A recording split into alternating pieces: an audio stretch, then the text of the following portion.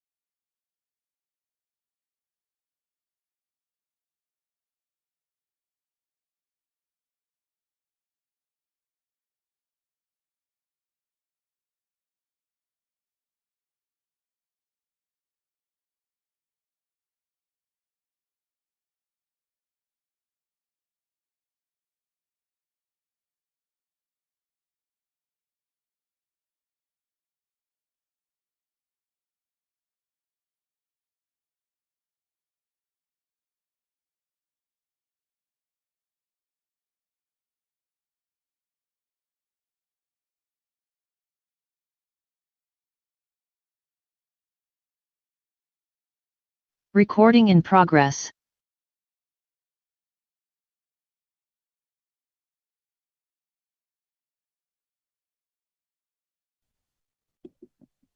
Good morning, honorable members, and good morning to the Department of Basic Education led by the Minister and the Deputy Minister, and a warm welcome to our Portfolio Committee meeting today.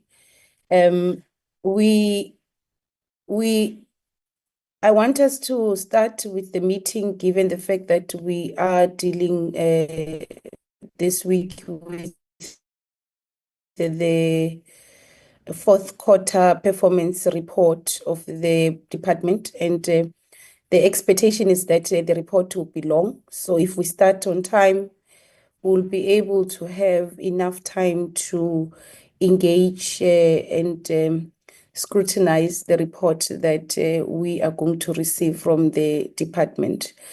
So good morning and a warm welcome to all of you. Mr. Brown, can we please flight the agenda so that we deal with the issues of the apologies and attendance register?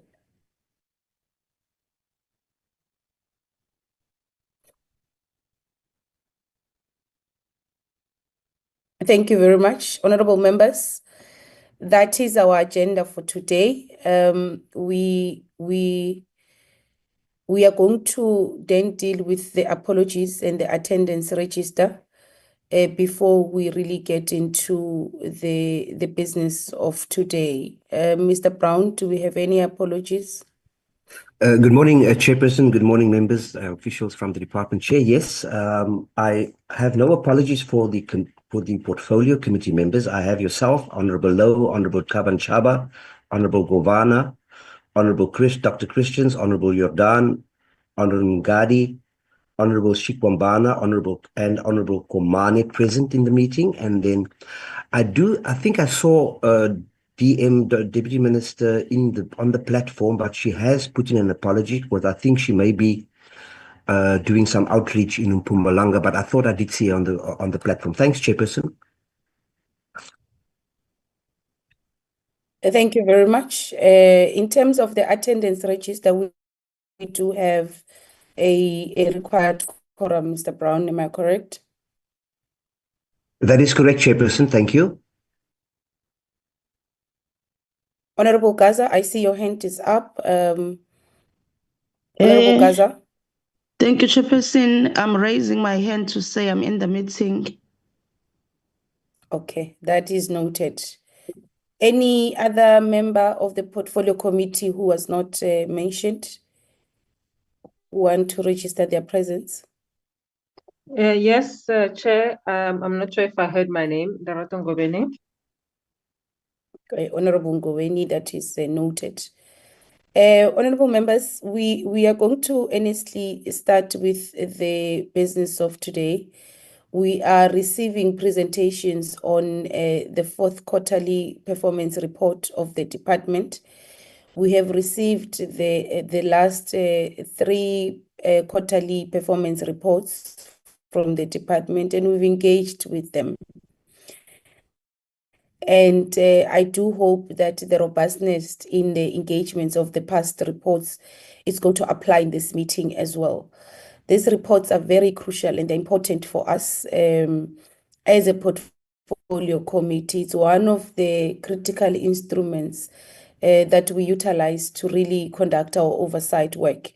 So I do hope that members were able to go through the reports and they are ready to really engage with the reports in earnest. So without a waste of time, I'm going to hand over to the Minister and warm welcome, Minister and the Deputy Minister and the DG of the department and your team. I'm going to hand over to yourself to lead your delegation in the presentation of the fourth quarterly performance report. Honorable Minister, and over to you. A very good morning, Chairperson and members of the Portfolio Committee. Indeed, the Deputy Minister is in the meeting, but she will have to drop off as she has some some oversight work that she's doing in Mpumalanga. But Chairperson, I'm joined by the DG and his team. And so I'll just quickly go through, I think, the opening remarks for the fourth quarter. Firstly, just to thank the Portfolio Committee again for the opportunity to present this to you, our final quarter of the 2024-2025 financial year. I think this report does reflect the department's performance against our predetermined objectives outlined in our APP, as well as the expenditure trends and progress that we've made in key strategic areas.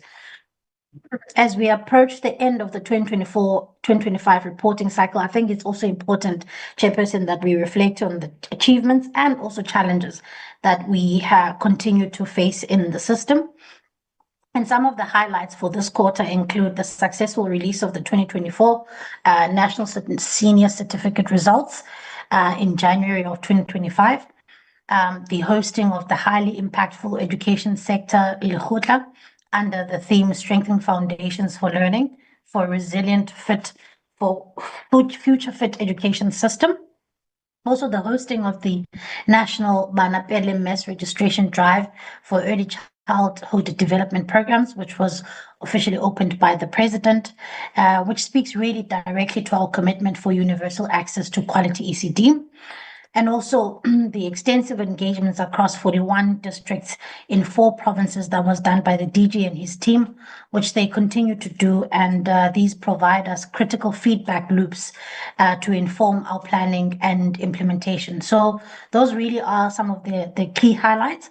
Honorable members, in terms of the overall performance, the department has reported on 72 indicators across all 5 programs. Of these, 68 indicators, or at least 94% of these, were achieved, while only 4 indicators, or 6%, was not achieved. This level of performance, particularly under fiscally constrained conditions, is a strong indication that the department and its sustained efforts to deliver on its mandate is really something that we are committed to doing. These achievements span across program 1, 2, 3, 4, and 5. And the department will go through these. Chairperson, we also, particularly in this quarter, have really intensified our efforts to really in the full implementation of the Bella Act. In particular, we have done some work around the development of the regulations, and we are currently busy with that, as we've constantly said, that we truly want to make sure that the regulations for the amendments to the SA Schools Act, or otherwise known as the Bella Act, are in fact published for public comment at least by June of this year. So we are working flat out to make sure that that is done. And we are continuously giving feedback to provinces and to CM in this regard. And so we're able to report that we are well on our way to being able to meet our deadline of June for public comment.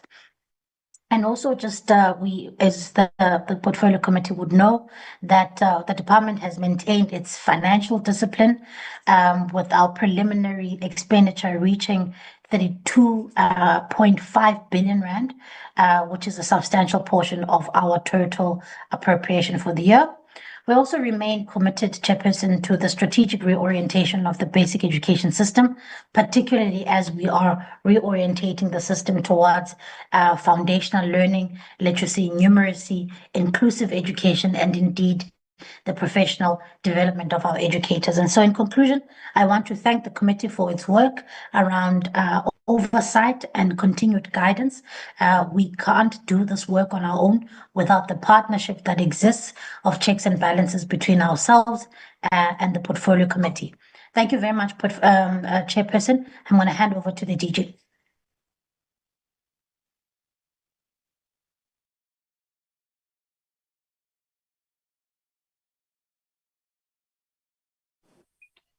Thank you very much. Oh, before you come, can I come in, Chairperson, through your permission? Yes, that is fine, DM. Oh, thank you very much. I just wanted to outline the other a target that was not achieved, which was due to, especially the ministerial target. Minister could not have covered it. I just want to cover it, that it was during the interim period when there was a program for meetings with districtors, and that process still to come to the department, and the previous minister had left the department. Then that meeting could not sit because of that. So I'm saying, let me just make this known to the members of the portfolio committee, and that as a department, we are, greetings to you, Chair, greetings to Minister, and greetings to all the colleagues in the meeting. I started by talking because I know that the time is not again. So, as the department, together with Department of Higher Education, Minister might have committed this to say we're busy with the G20 outreach programs. We call them Indaba in all the 9 provinces. But for now, we were in 2 provinces, which the events went extremely well, where the President said we must take G20 to the people. So this on the 21st, it will be Limpopo and Gauteng, though I was told that Gauteng might move the date, but we would love members if they are around the area, but Minister will facilitate their invitation if it's in your province, that members should be part of the G20. But we are going to have the Indaba for the sector, which is going to take place in November. We just bring this to the attention of the members, but I know Minister focus more on the targets that we are, of course, at 94%. Thank you, and I wish the meeting well. I am here to support the underperforming circuits, but I will be in the meeting partial. Thank you so much, DM. Thank you, Chair. Thank you, DM, for that clarification. And I think the DM mentions a very important point about including the portfolio committee members in the G20 Indabas, which will make sure that we send those relevant dates. DG, over to you. Thank you very much, Minister and Honorable Chair and honorable members.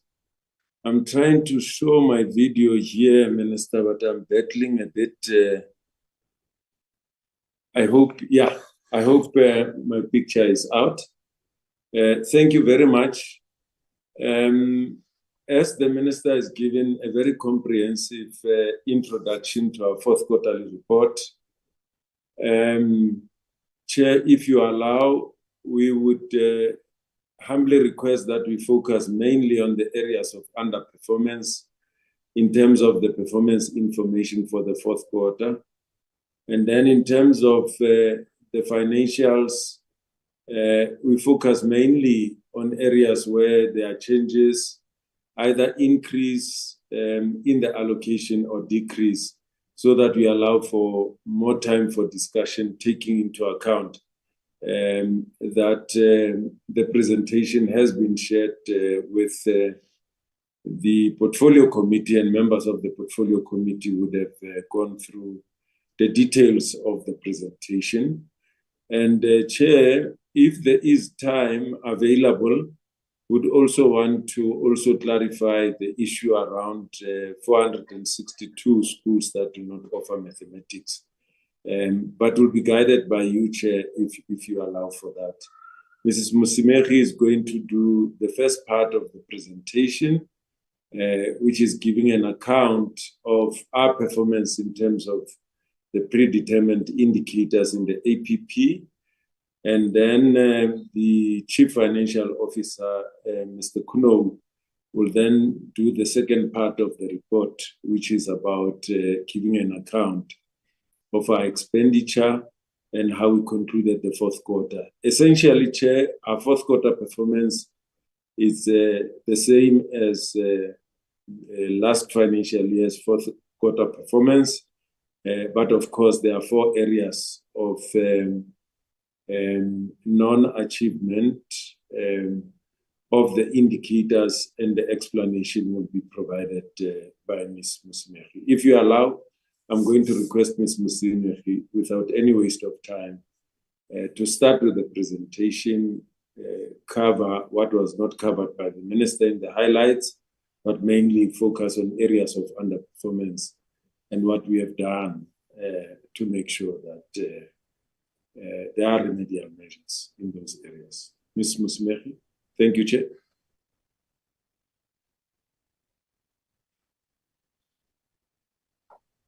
Morning, honorable members of the Portfolio Committee, my Minister and Deputy Minister, the DG, members of senior management on the platform.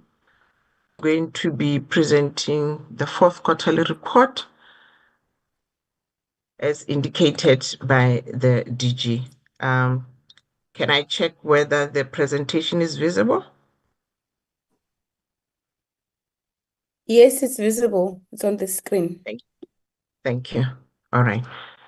So the Minister has already laid the foundation of what we are presenting. The purpose is to share the fourth quarterly report with the Portfolio Committee, both on our achievements on the set predetermined objectives, and secondly, on the expenditure against the budget that was allocated for the department at the beginning of the financial year. The Minister has already spoken through the bullet that in November we approved.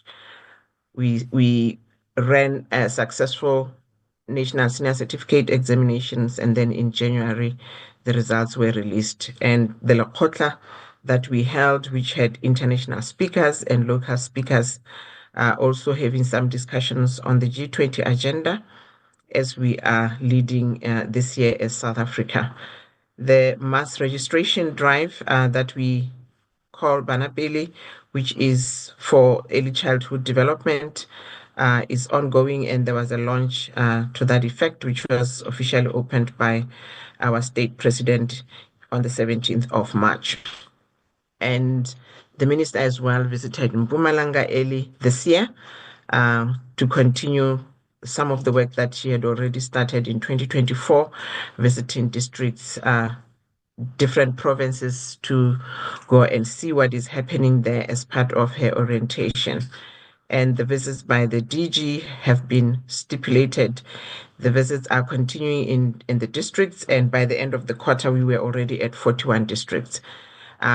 Besides that, the DG has been having engagements, especially in the beginning of the year, with all provinces discussing all sorts of key important issues in the sector, whether they are on curriculum assessment mainly, and also on the implementation of the Bella Act as highlighted by the Minister. This report is structured into 5 programs, and as the DG requested from you, Chair, we will just touch on areas where we have underperformed, because we believe you've gone through the report and we won't waste your time with going through areas that we have achieved. So I will begin by briefing you on what happened in 2024.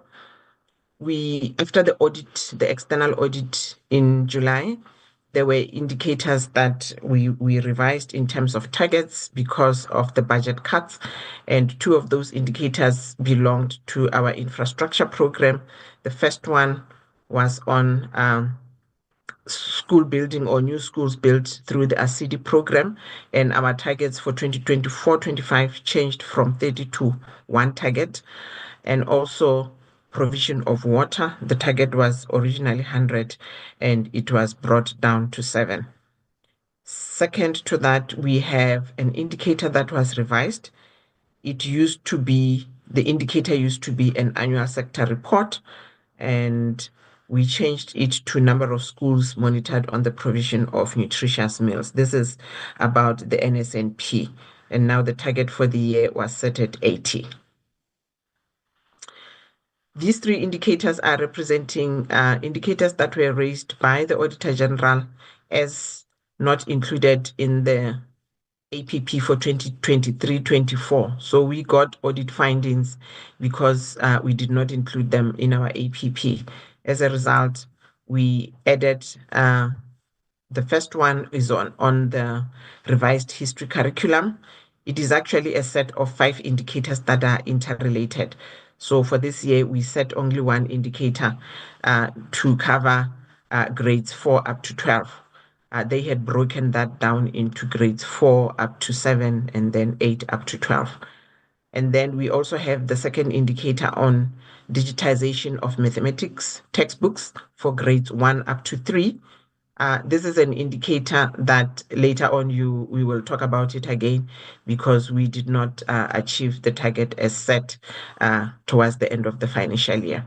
The last indicator is where we are, because of the medium-term strategic framework 2019-24, we are supposed to send annual communique to provinces so that that communication can be sent to schools for children to recite the preamble of the Constitution during assemblies and special gatherings. So it is those 3 indicators that were added, and the APP was retabled in November 2024. So that was already 4 months before the end of the financial year. And here it is just a summary that already shows that in 2023, compared to 2024, our 4th quarterly outputs are comparable. We achieved 90% then in 2023, and even in this year, we achieved 90% of our targets. The next slide is just a graphical representation of the same achievement. This is the one that highlights how we have performed in quarter 4 of 2024-25, where we have achieved 94% of the targets that we set at the beginning of the year. I must also hasten to say, when we started the financial year, our indicators were fewer than 72, and because of the retabling, those indicators went to 72. So because of that, you can see it will be a very long presentation. You've already seen the presentation, and as requested by the DG, I will take you through the areas where we underperformed and share with you the reasons for deviation and how we are correct, how we have corrected, and how we will continue to correct the reasons for our deviation.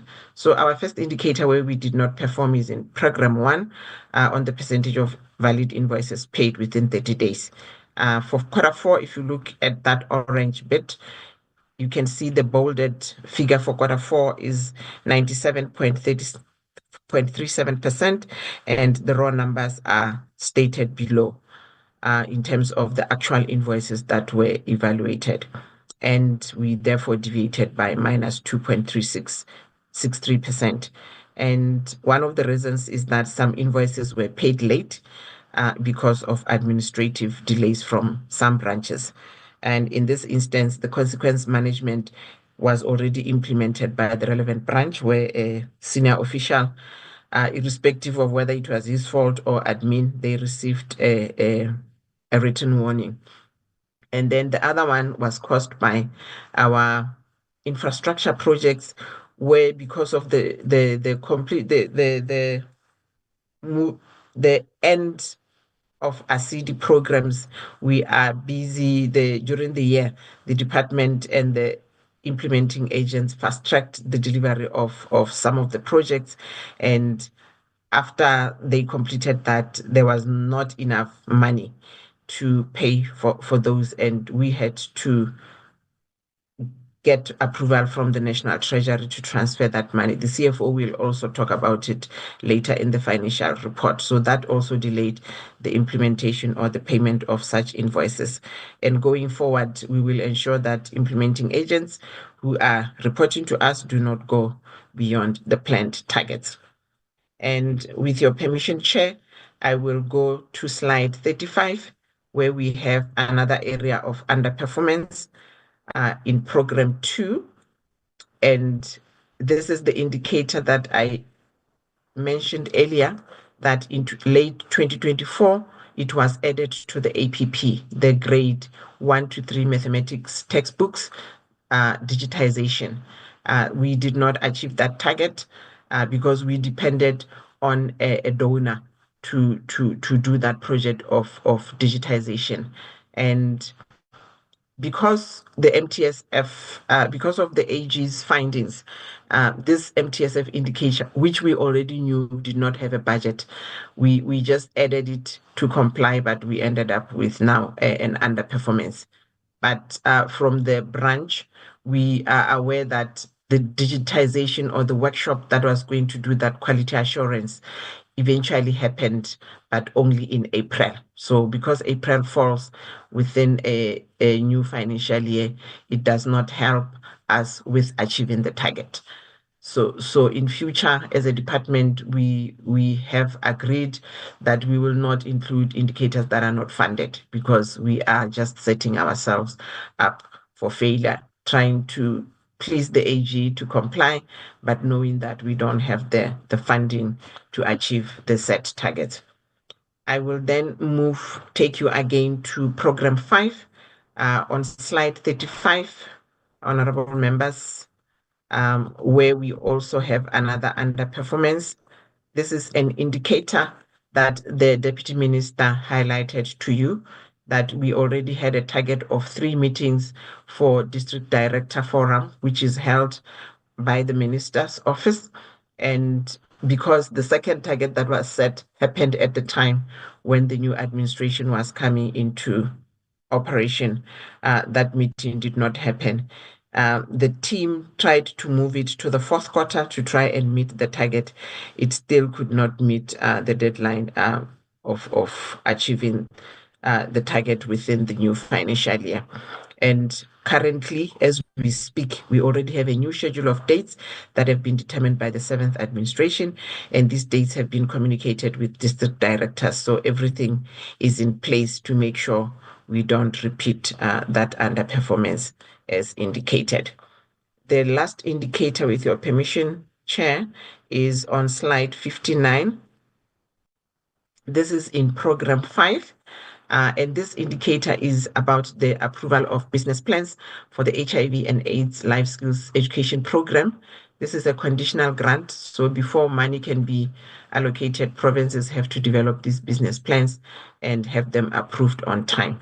And we deviated with 1 province. Out of 9, we achieved 8. So the reason for deviation is that the respective province, in this case, it is the Free State province, had challenges in filling the vacancy of the coordinator for the HIV and AIDS life skills. And those delays then led to late finalization of the business plan. In terms of intervention, as a department, in November, the department liaised with the MEC in the Free State to try and fast-track the process of filling in the post so that the business plan can be then done and submitted on time. And their attempts to recruit a consultant to assist also was halted in January 2025. So everything did not work according to plan. That's why we have an underperformance in this area. Chairperson, with your permission, that indicator is the 4th and last indicator where we did not do well as a department. And with your permission, I will hand over to the CFO to take the committee through the expenditure report. Good morning, Chairperson, committee members, Minister, DM, DG, and colleagues. Let me just show my video. I don't know if it will show. Yes, it does show. Chairperson, the budget of the department, I think, can you go to the previous slide, please? Because this one already shows expenditure.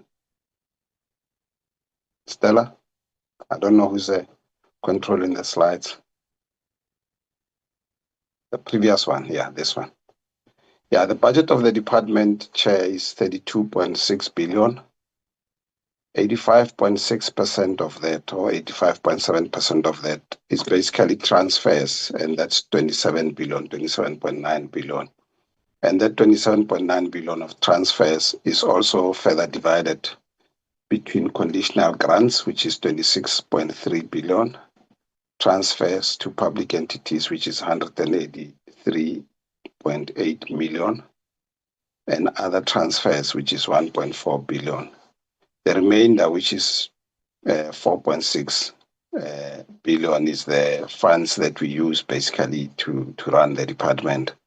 And that is divided between compensation of employees, which is 626.5 million, goods and services, 2.5 billion, interest on rent and land, 39 million, payments of capital assets, 1.4 billion, as well as payments for financial assets, 5 million. Next slide.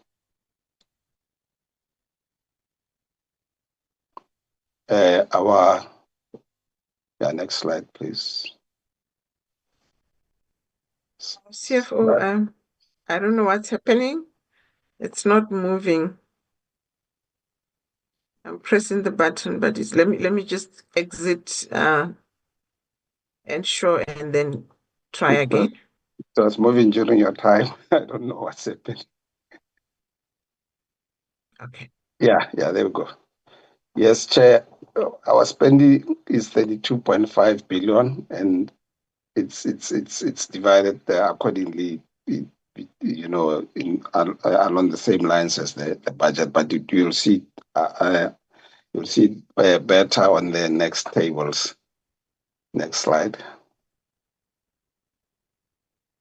Yes, on this slide, Chair, we're showing the.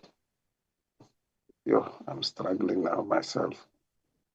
Yeah, so we're showing the expenditure and budget per program, and it shows that we spent 99.7% of the budget. I think the minister did allude to that. All the programs basically spent above 99%. We can then go to the next slide, Chair. Next slide is the same information, Chair, except that this one is per economic classification, showing that other part where I said that this is what we've bought with the money, basically compensation, goods and services, interest on land, transfers and subsidies, payments, capital assets and financial assets. But it's basically the same information, and all the items spent more than 94%. As you can see, the 100% under transfers and subsidies is basically because almost all the transfers, except for about 90,000, were made. Next slide. This slide shows the conditional grants where we spent 100%, and I must just indicate that the 100% means that we've transferred all the conditional grants to provinces accordingly. It will only be after we finalize the financial statements, which is due for finalization by the end of May, that we will have gotten final figures of spending of the conditional grants by provinces. But preliminary indications are that the spending on conditional grants is very close to 100% anyway. Next slide. This one, Chair, shows the other transfers which I spoke to earlier, which is 1.4 billion. I know that this slide was supposed to be moved a little bit up, because it doesn't, on my side, it doesn't show. But we spent 99.99%. That's the one, Chair, where I said we only underspent by 90,000, that 89,000 and the 1,000. And the reason for the underspending is because these transfers are made to other countries, and the underspending would result from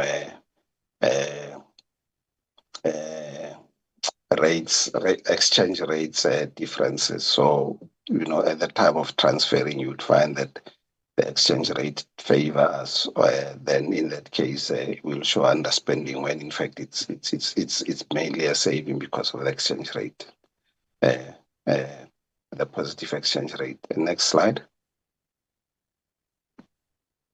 This slide is all the transfers made to the three entities, 183 million, Umalusi, ETDP SITA, and the South African Council for Educators or SAIS. So we've transferred all the money to them.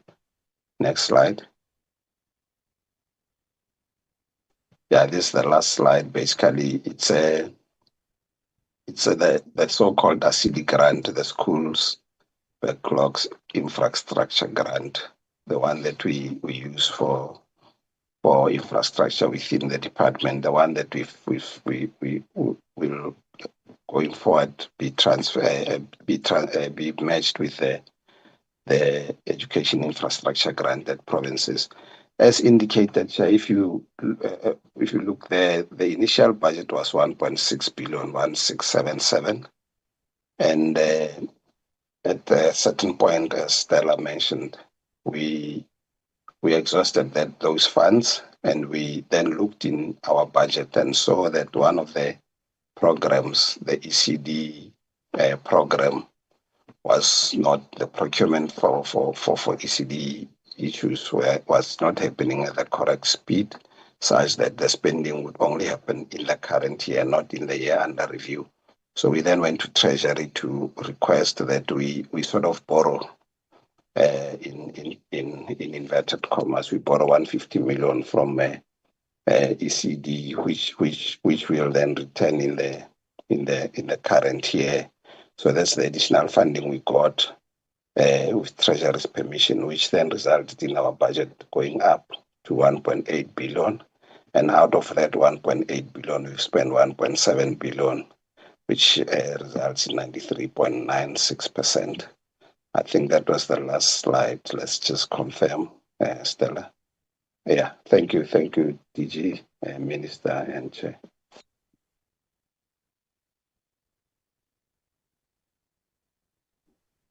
Thank you, Rekuno, Honorable Minister, DM, and Honorable Chair and Honorable Members. Chair, your guidance, whether you allow us to do the maths presentation or we leave it for later. No. Do it, DG. It's Thank fine. you. Thank you for your indulgence, Chair. Dr. Mtembu, Mr. Tlhabane will do it, or you'll do it. Let's do it quickly, please.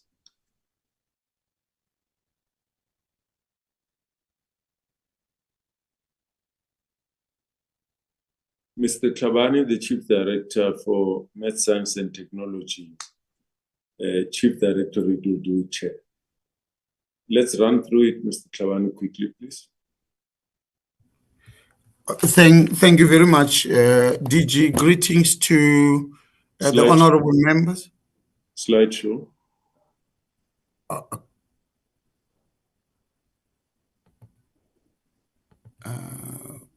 Where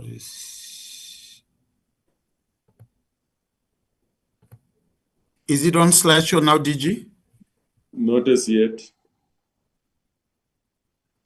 From my device, it hasn't gone to slideshow. Okay, let me try to share it again. Okay.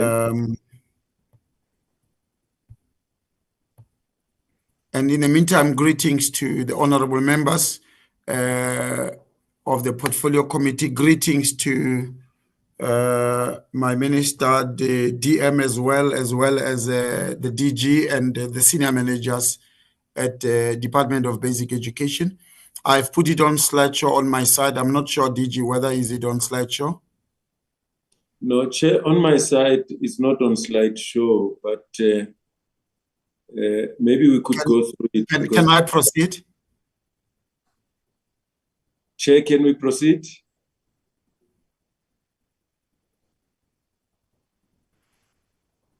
Yeah, Mr. Tlhabane, let's proceed. Okay, thank you. And apologies, I hope that members will be able to see it. That is a table of contents to provide the report to the Portfolio Committee on the number of schools not offering mathematics, and the data that is going to be presented to honorable members are going to give number of schools in the country not offering the subject per province, per district, and will also go to the names. The slides are moving. Yes, okay, DG. We'll also go to the names of those schools. That is a purpose of the presentation. And honorable members, we'd like to start by giving a 4-year outlook starting from last year in terms of the number of schools that were not offering The mathematics slides throughout are not moving. We are on the first slide. Are you still on purpose, DG? No, on the very first slide. Oh, my apologies. Is Mr. Mahada in the meeting? Yeah, I let's sent the ask president. to load it for you and run it. Maybe it will run better. Okay, DG. Yeah, there you go. Okay. Let's start it moving. Oh, the slide started moving. Yes. But maybe let's allow Mr. Mahada because time is running out. Yes, DG.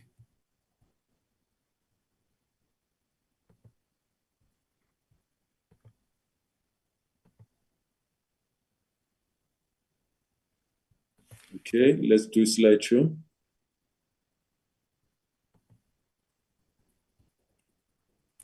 I'm not seeing Mr. Mahada's presentation, DG. Yeah, let's do slideshow. Is it yours that is up? There's a presentation that is up on purpose. Let's just do slideshow.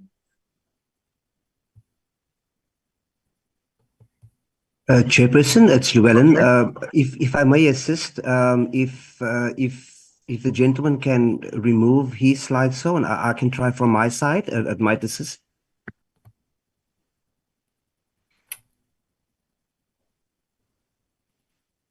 I've stopped sharing, sir.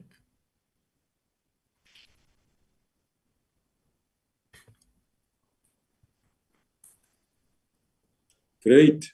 Okay. Thank you very. Can you go to slide number 3? Yes.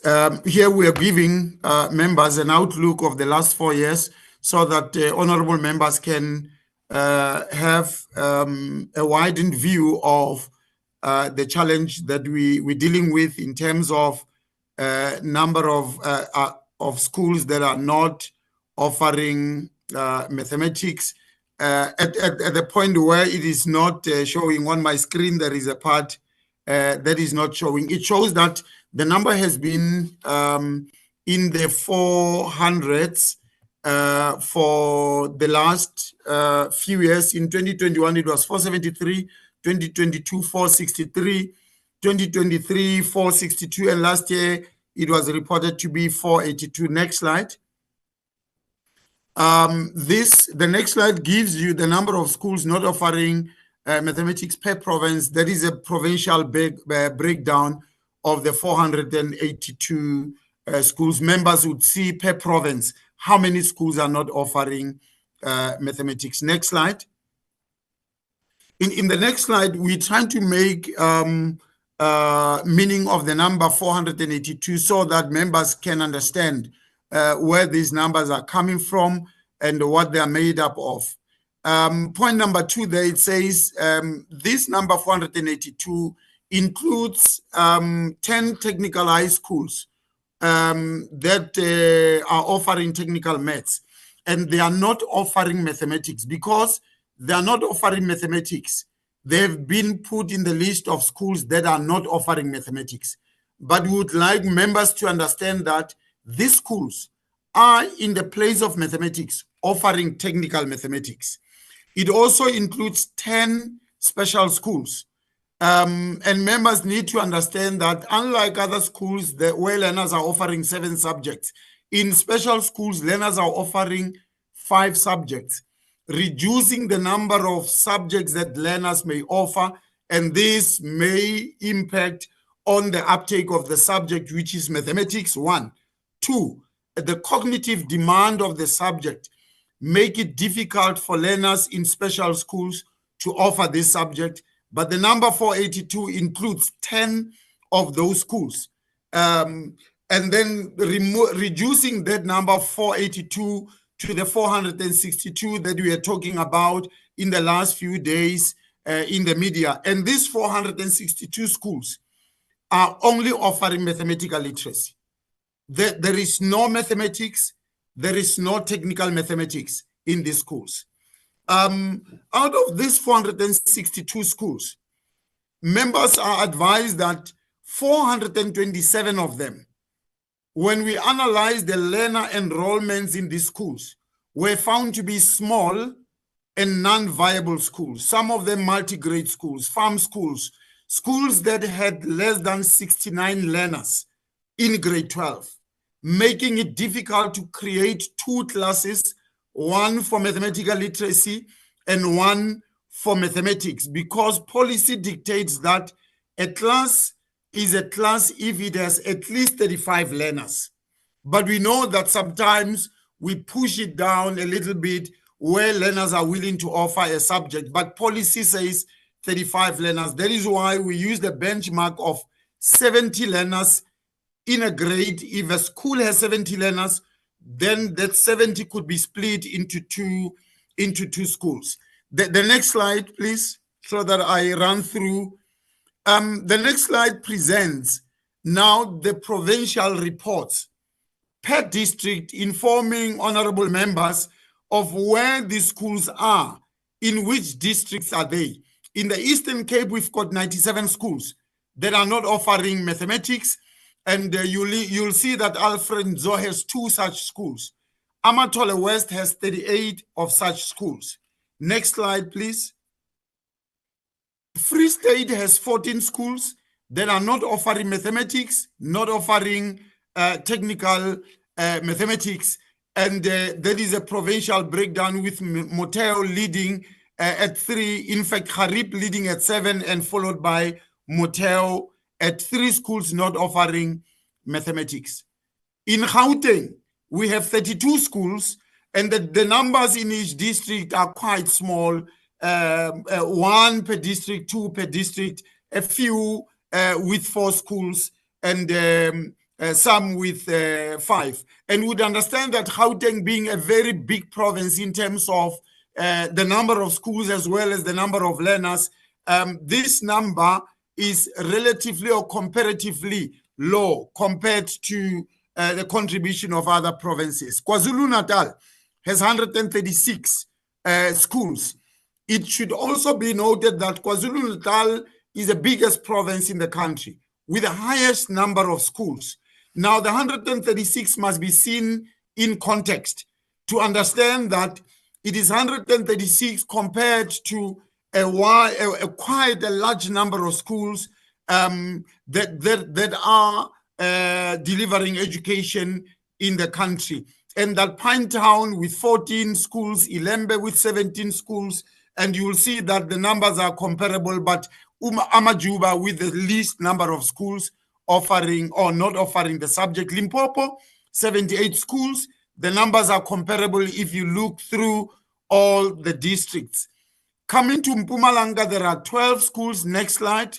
12 schools with Butlabela, with 4 schools that are not offering mathematics, and Ngangala with the same number, and the least number being Gertsibanda, only 1 school not offering mathematics. Next slide. Northwest, we have 33 schools, and the district with the highest number of schools not offering mathematics is Dr. R.S. Mompati district, which is a very large district and almost 90% rural as compared to Bujanala and Ngakamudiri Mulema and Dr. Kenneth Kaunda. So a lot of farm schools, small schools in villages here in this district, 17 of them that are not offering the subject. Northern Cape, 19 schools. Next slide. Western Cape, 61 schools. And what is concerning here with Western Cape is that the metro, particularly the north, has 13 schools, and the metro central has 15 schools, and that other districts that are not as urban as the Metro South and the Metro Central are doing a little bit better than the ones that are in the cities. But now, the question is, what are the names of these schools? Now that we know where they are, do we know their names? The next slide, which is slide number 17, provides honorable members now with the names of these schools, and some of them honorable members will know them because they may be falling within your area of work, your constituencies. But I will just quickly go through them, starting with Eastern Cape. But what I want to highlight is the point that I made earlier on that said, we're looking at schools that should be doing mathematics and are not doing mathematics. If you look at the columns, that 1, 2, 3, 4, the fifth column that is written life orientation at the top, we use the numbers in life orientation because every child does life orientation. So if we have the number of life orientation, then we know how many learners are in grade 12 in that school. So if a member would like to know how many learners are in this school that you are presenting here, look at the column on life orientation. It will tell you how many learners are in grade 12 in that school. For instance, Vukuzenzele, the first one, life orientation says 6. So there are 6 learners in grade 12 in this school.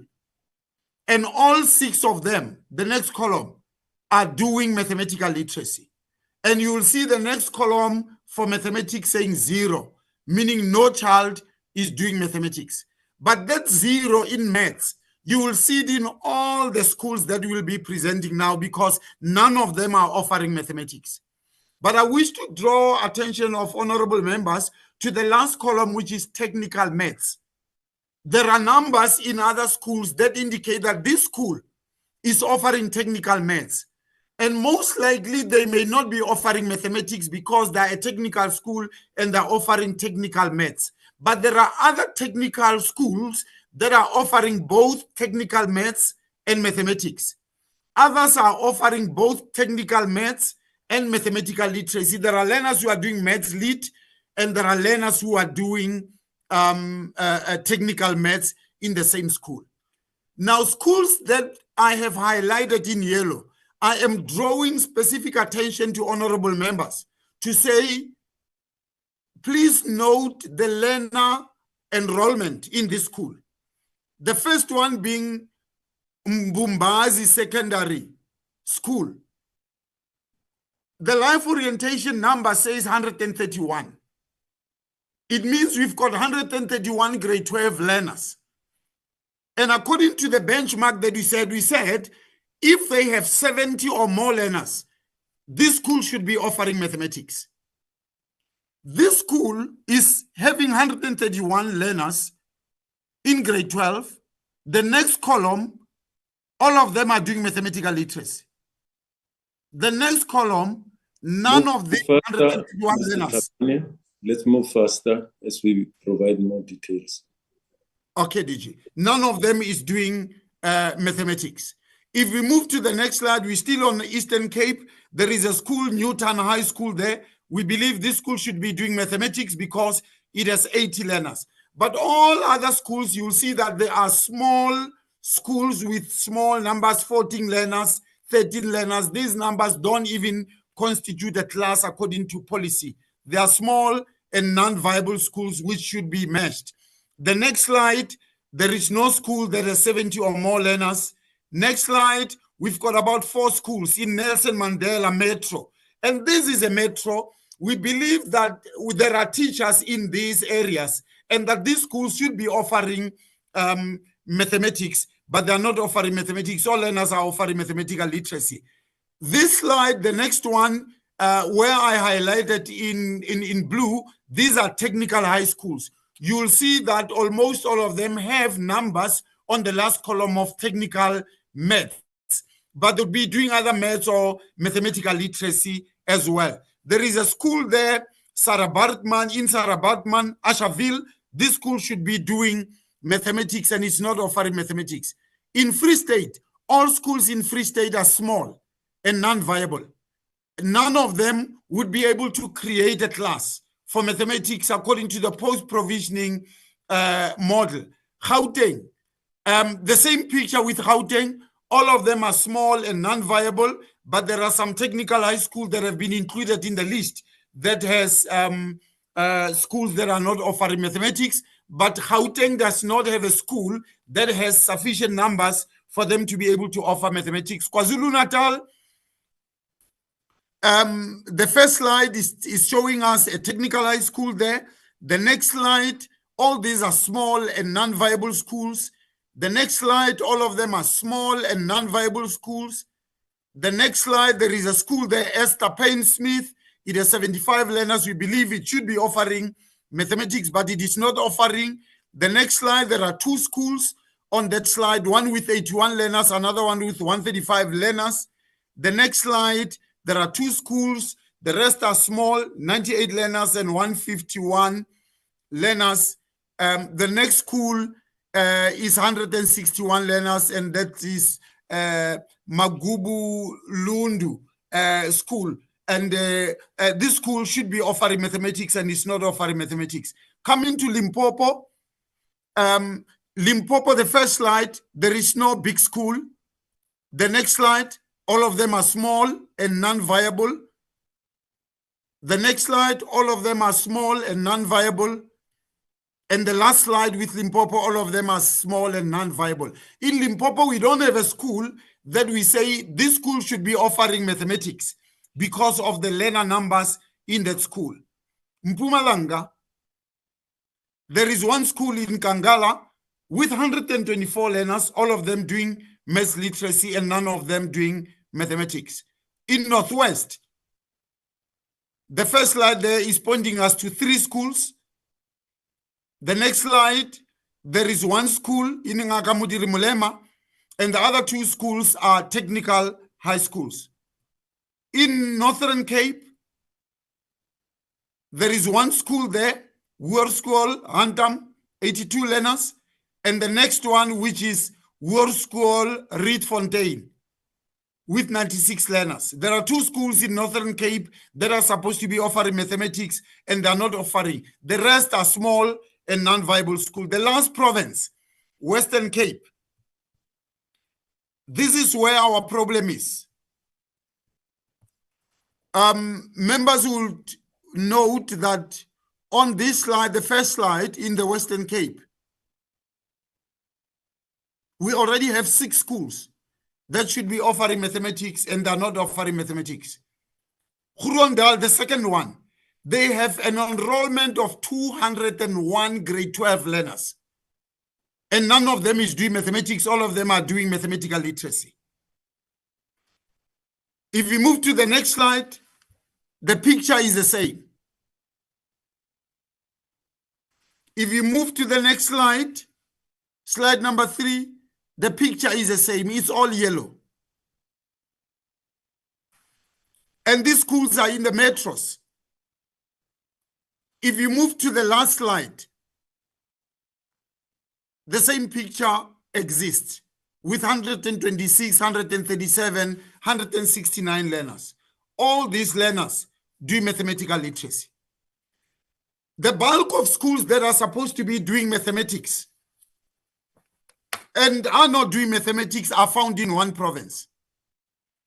Western Cape alone accounts for about 70% of schools that are not doing mathematics, and all other provinces put together accounts for about 30% of schools that have sufficient number of learners and are supposed to be doing mathematics and are not doing mathematics. Now, considering the yellow bus, we actually do not have 482 schools that should be doing mathematics and are not doing mathematics in the country, but we have about 85 schools in the country, as opposed to 462 or 482, because the bulk of those are non-viable schools that should be merged within our strategy of closure and measure of non-viable schools. In closing, the next steps with regard to this data that we have before us is that DG will be convening a meeting with all the district directors to bring this report to their attention. District directors are supposed to know, but it will be brought to their attention so that DBE works with district directors to address these matters and all other provincial officials. DB will also implement the policy of closure and measure of small and non-viable schools strategy, because some of these schools that we say they are small, they cannot do mathematics. If they are meshed, then we could get sufficient numbers to enable the newly meshed school to offer the subject, and that a teacher is provided in that school. And that letters will also be sent to all provincial heads for them to submit their plans on what is that each province is going to do to reduce the number of schools that are not offering the subjects. And that through HEDCOM and HEDCOM subcommittees, the DB will ensure regular progress reports are received so that HEDCOM can provide continued guidance to the sector, and that we report to CM as well as to the portfolio committee on the progress that has been made to eradicate schools and to support them to offer the subjects. That DB will work with all stakeholders to promote both participation and performance in the subjects to address this challenge, and that we will seek to improve learner performance in the subject to create the love of the subject, because we believe that as long as learners fail the subject, the propensity for them to run away from it will always remain.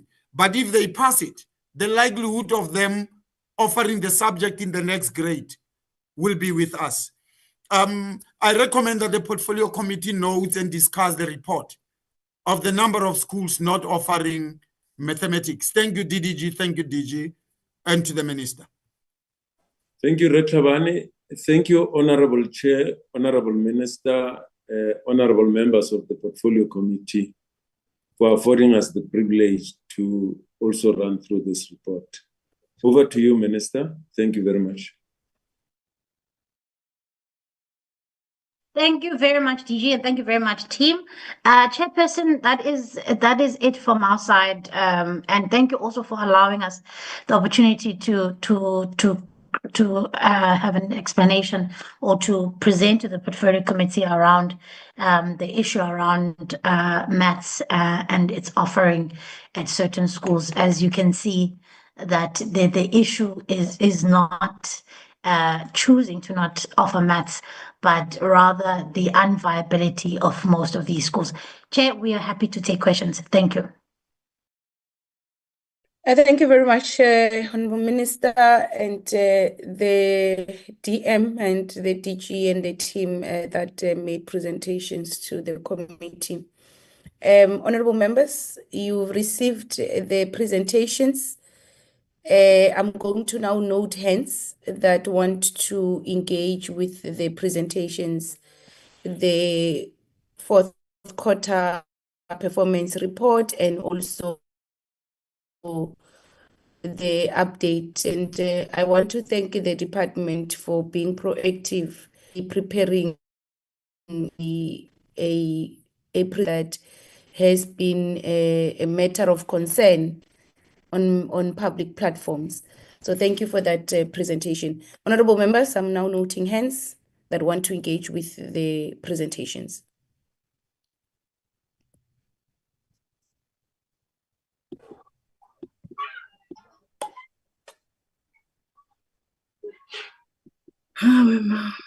I am not seeing hands, my gadget. Honorable Mgadi, can you please mute? All that I wanted to see is hands.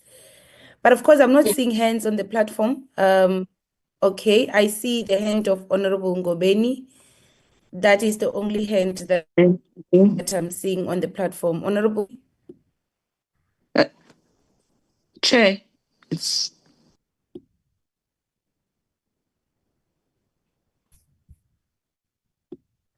okay, it's fine.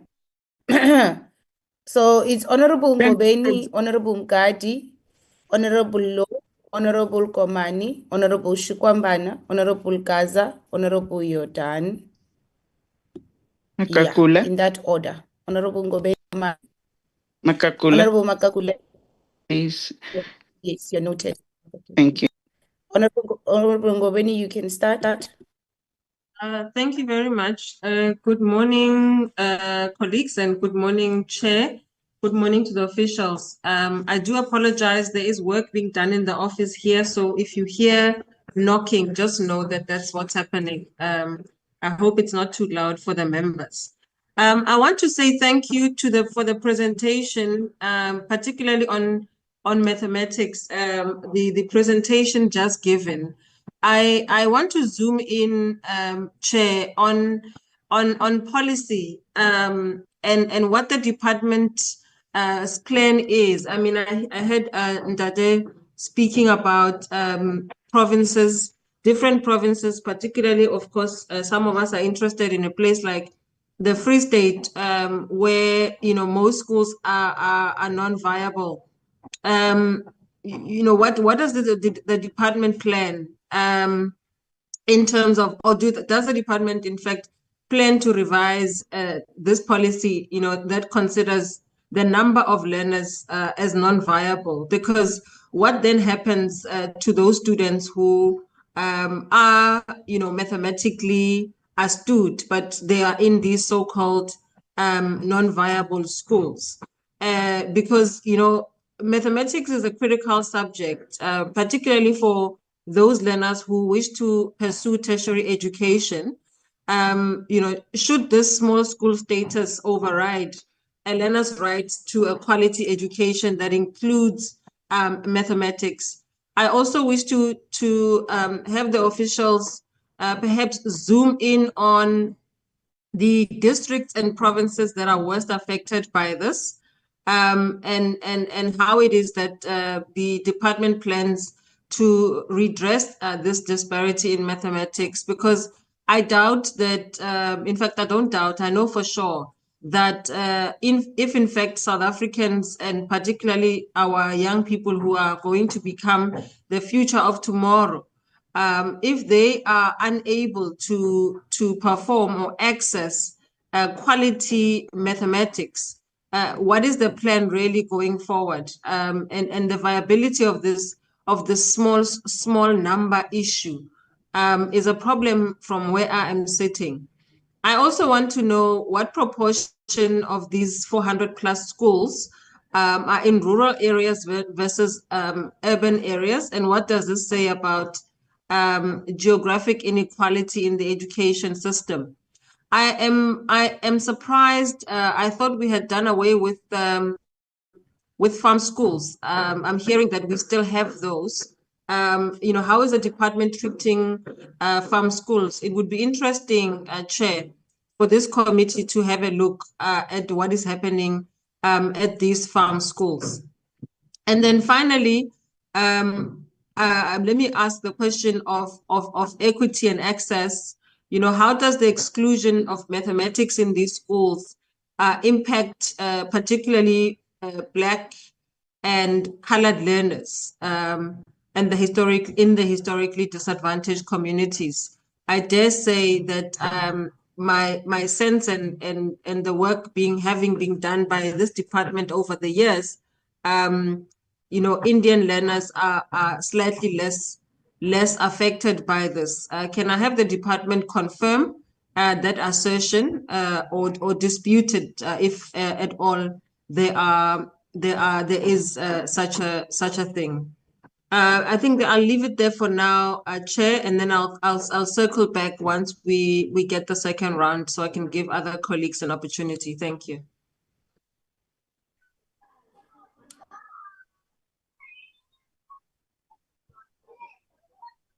Was I audible, Chair? Colleagues, was I audible? Yes, you were all audible. Oh, okay. I just feel like the Chair is not responding, so I'm not sure what is happening. Thank you, colleagues.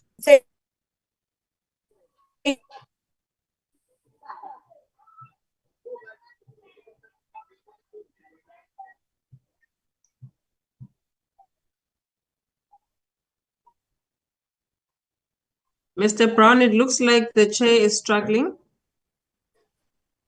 That is correct, Honorable Ngobeni. I think she may have been kicked off the platform and she's trying to reconnect. If we can just give us a minute.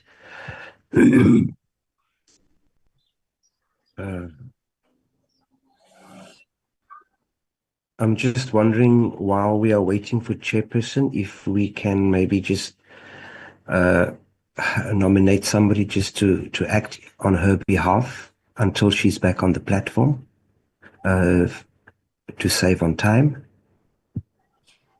Mr. Brown, I'm sorry to intervene, but before she fell off, the chair had noted a number of hands, so I'd like to propose that perhaps we just continue with that sequence until she returns. Thank you, Honorable Jordan. Okay. I think the next one was Honorable Ngadi. Yes, Chairperson.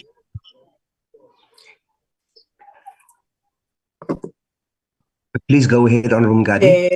Yes, Chairperson. Yes, Secretary, thank you.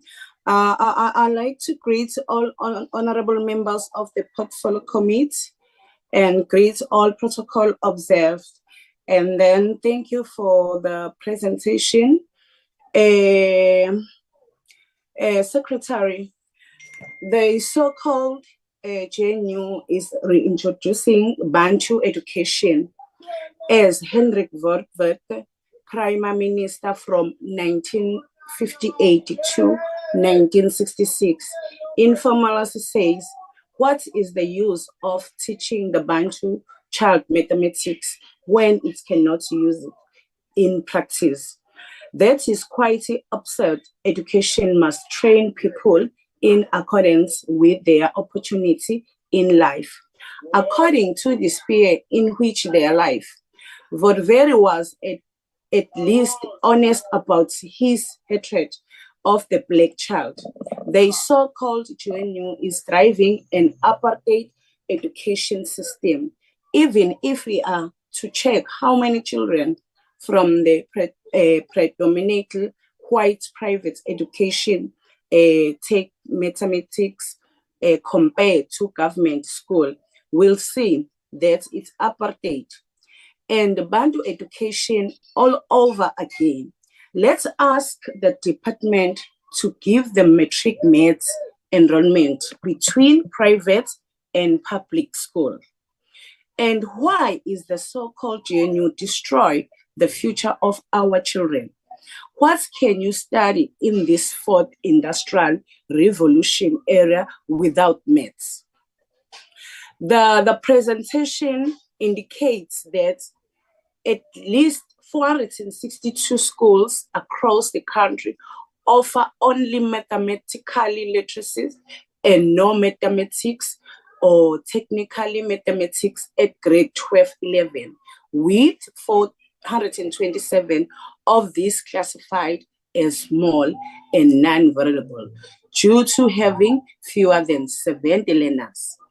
Given that mathematics is an important and critical subject, especially relating to STEM careers, what specific time-bound intervention has the department implemented to ensure equitable access to maths at these schools?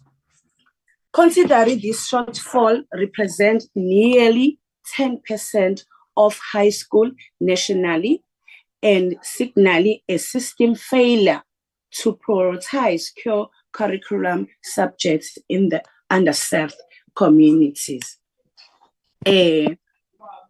Department, in light of the department Q4 performance, can the department explain why, despite receiving and spending 362 billion in conditional grant, including those earmarked for infrastructure, that there is still no details reported on the implement progress and outcomes of the school infrastructure backlogs grant, considering that over 2,600 early child development programs were only registered at bronze level, which raises concern about inequity, infrastructure, and service delivery at the foundation phase 11.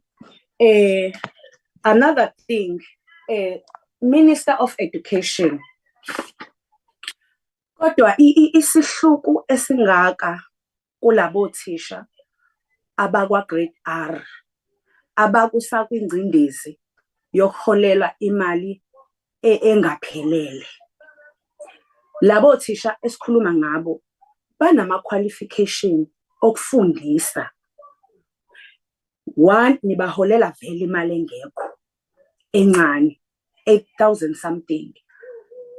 Nayo futhi senikhetha ukuthi ke bangayitholi ke kwayona ke le mali. Othisha baka grade R eKZN abaholanga, kuhola ingxenye, enye ingxenye yangahola ngesikhathi, enye yahola emva kwa 10 days.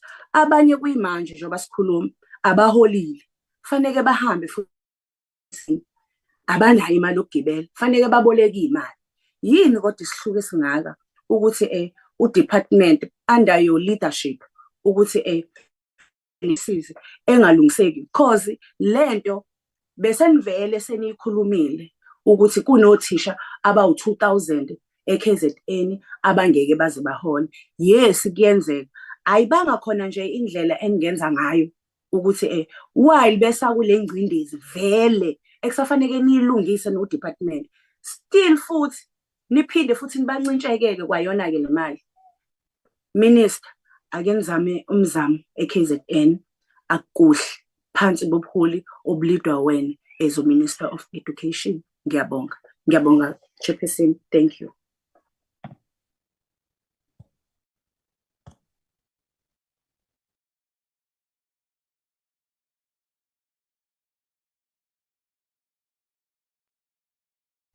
Honourable members, I think we should just continue with the list as indicated. I think it's Honourable Low, followed by Honourable Khumane, then Shikwambana, Gasa, and Honourable Jordan. Thank you. Honourable members, am I audible now? Yes, Chairperson, you are back. Thank you. Yes. I really apologize, honourable members. We live in Acacia Park where the network is really, really horrible. I realized that I was speaking alone for some time.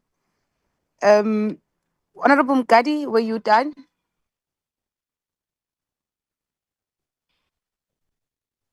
Honourable Mgadi? Mr. Brown, can you help? Honourable Mgadi is done. It's Honourable Low. Yes, okay, thank you very much. Okay, Honourable Low. No, thank you very much, Chair. Let me welcome the two presentations from the department. And I must say that the future of science, technology, engineering, mathematics, education in South Africa is crucial for the nation's development and global competitiveness. And I think as a whole, as the world increasingly relies on technological advancement, Chair, and science innovation, it is important that South Africa cultivates a robust educational foundation in STEM subjects. So I'm raising all of this because when we get such numbers that we do not have schools that do not do mathematics, which should move with speed. And I want to firstly appreciate the fact that the department brought the presentation to the portfolio committee. We must commend the department so that they are able to clarify the portfolio committee. And what becomes important is to make sure that they implement the recommendations accordingly, and they make sure that we get more of the schools, just like they've presented, to do mathematics, because mathematics forms part of our STEM program, where we would want to align the curricula with the current demands of the economy. So we would expect a lot of our learners to do mathematics so that they are able to respond to the current issues, because it's quite concerning. So I want to commend them for the fact that they brought it to the attention of the portfolio committee.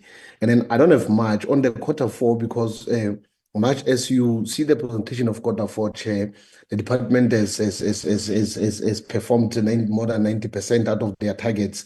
And then what becomes important is to acknowledge the fact that they've given much more of the responsibility of infrastructure will be going to provinces. But I want to go back to what I said in the last portfolio committee when I spoke of oversight minister.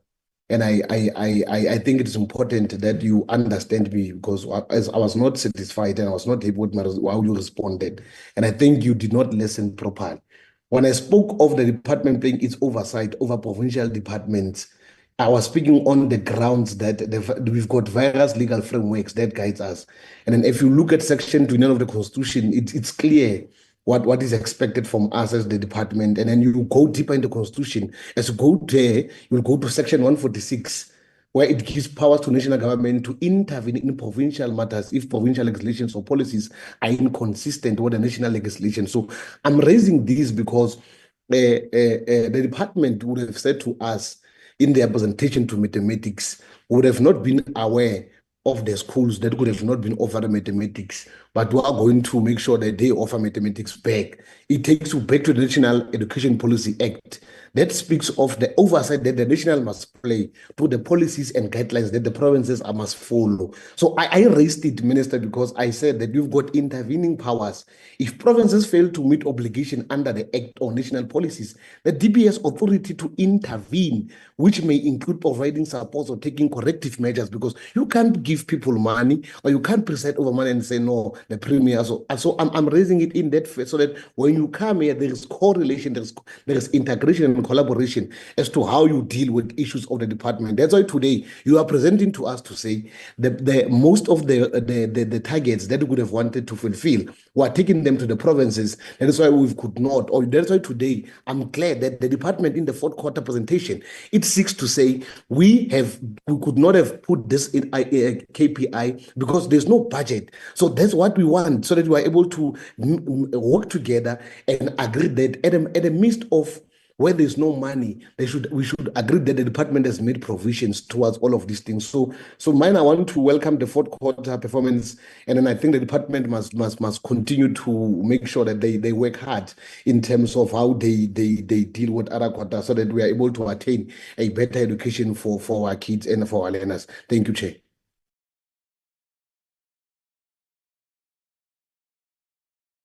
Thank you, Honorable Law. The next on the list is Honorable Komani. Honorable Shkwambana, apologies. Honorable Shkwambana is the next on the line. Ga ke thome ka go tamisha modulasetulo ke tamishile ministera le ena motupiti wa rena wa ministera, ke tamishile bo DG le ba kgoro ya gago mo, ke seke ka lebala ba gešo ba Mphato le bona ke ba tamiši, ke be ke re go bomme ka moka le ga nka hlwa ke latetše ke re Happy Mother's Day, ba fela ba re ke belated.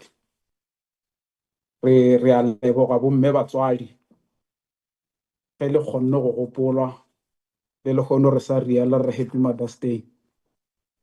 Ga ke tšee sebaka se ke laetse gore leina la ka ke nna Mashiadi ka Lensel Komane, ke romme ke mokgatlo wa EFF, ke be ke buši ke leboge ministera ga kgonne go gopola go fela re sedimoša ka tšela tša Bella Act. Go bohlokwa gore a fela a fegolla se borala gore mampi a re se ke ra ba ra lapa melala go ya go ile. Ge ile June yona, she must just know gore it is coming, then we expect her to deliver. Re ya go leboga mmagorena. Ga ke tšwele pele ka go leboga di-presentera tše di bilego mo, di filego polelo go ya bjala ka ga go swanetše, ba ipeakantše bana ba kgoši, ba tšišitše tšeo e re go raya gore re be re le hloka gore re ka tla ra di kwa ditšwelepele tša bona kudu ka go laetša tšeo e lego gore di ba gakantšhitše, ke tšeo e le gore ka nnete re santše o dula godimo ga tšona. Taba kgolo mo e lego gore e tloga e nkgwathile ka magetleng ke ya mabapi le dikolo tšeo di ka bago 482, those which are not serving matric in their schools. And then it is reduced to 462. It is drawing our attention to look deep into this matter, whereby if you can really look at it, the problem is not of the schools that are not supplying mathematics. We have to look at it very, very, very, very attentively. The problem is at the foundation. You can't complain about the roof,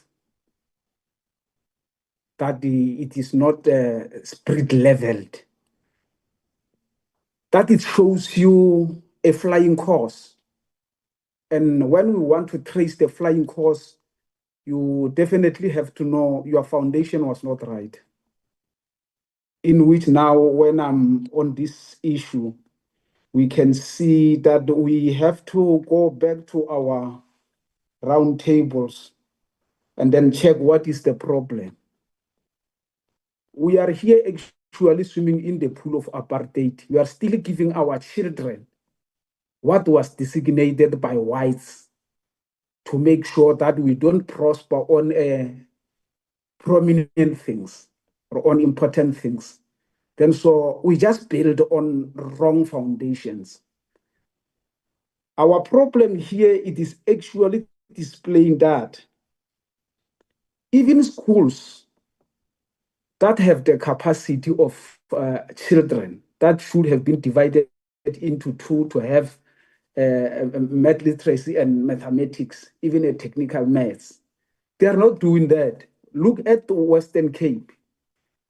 Western Cape, it got a lot of the recommended yellow colors, in which we should have expecting the best from them.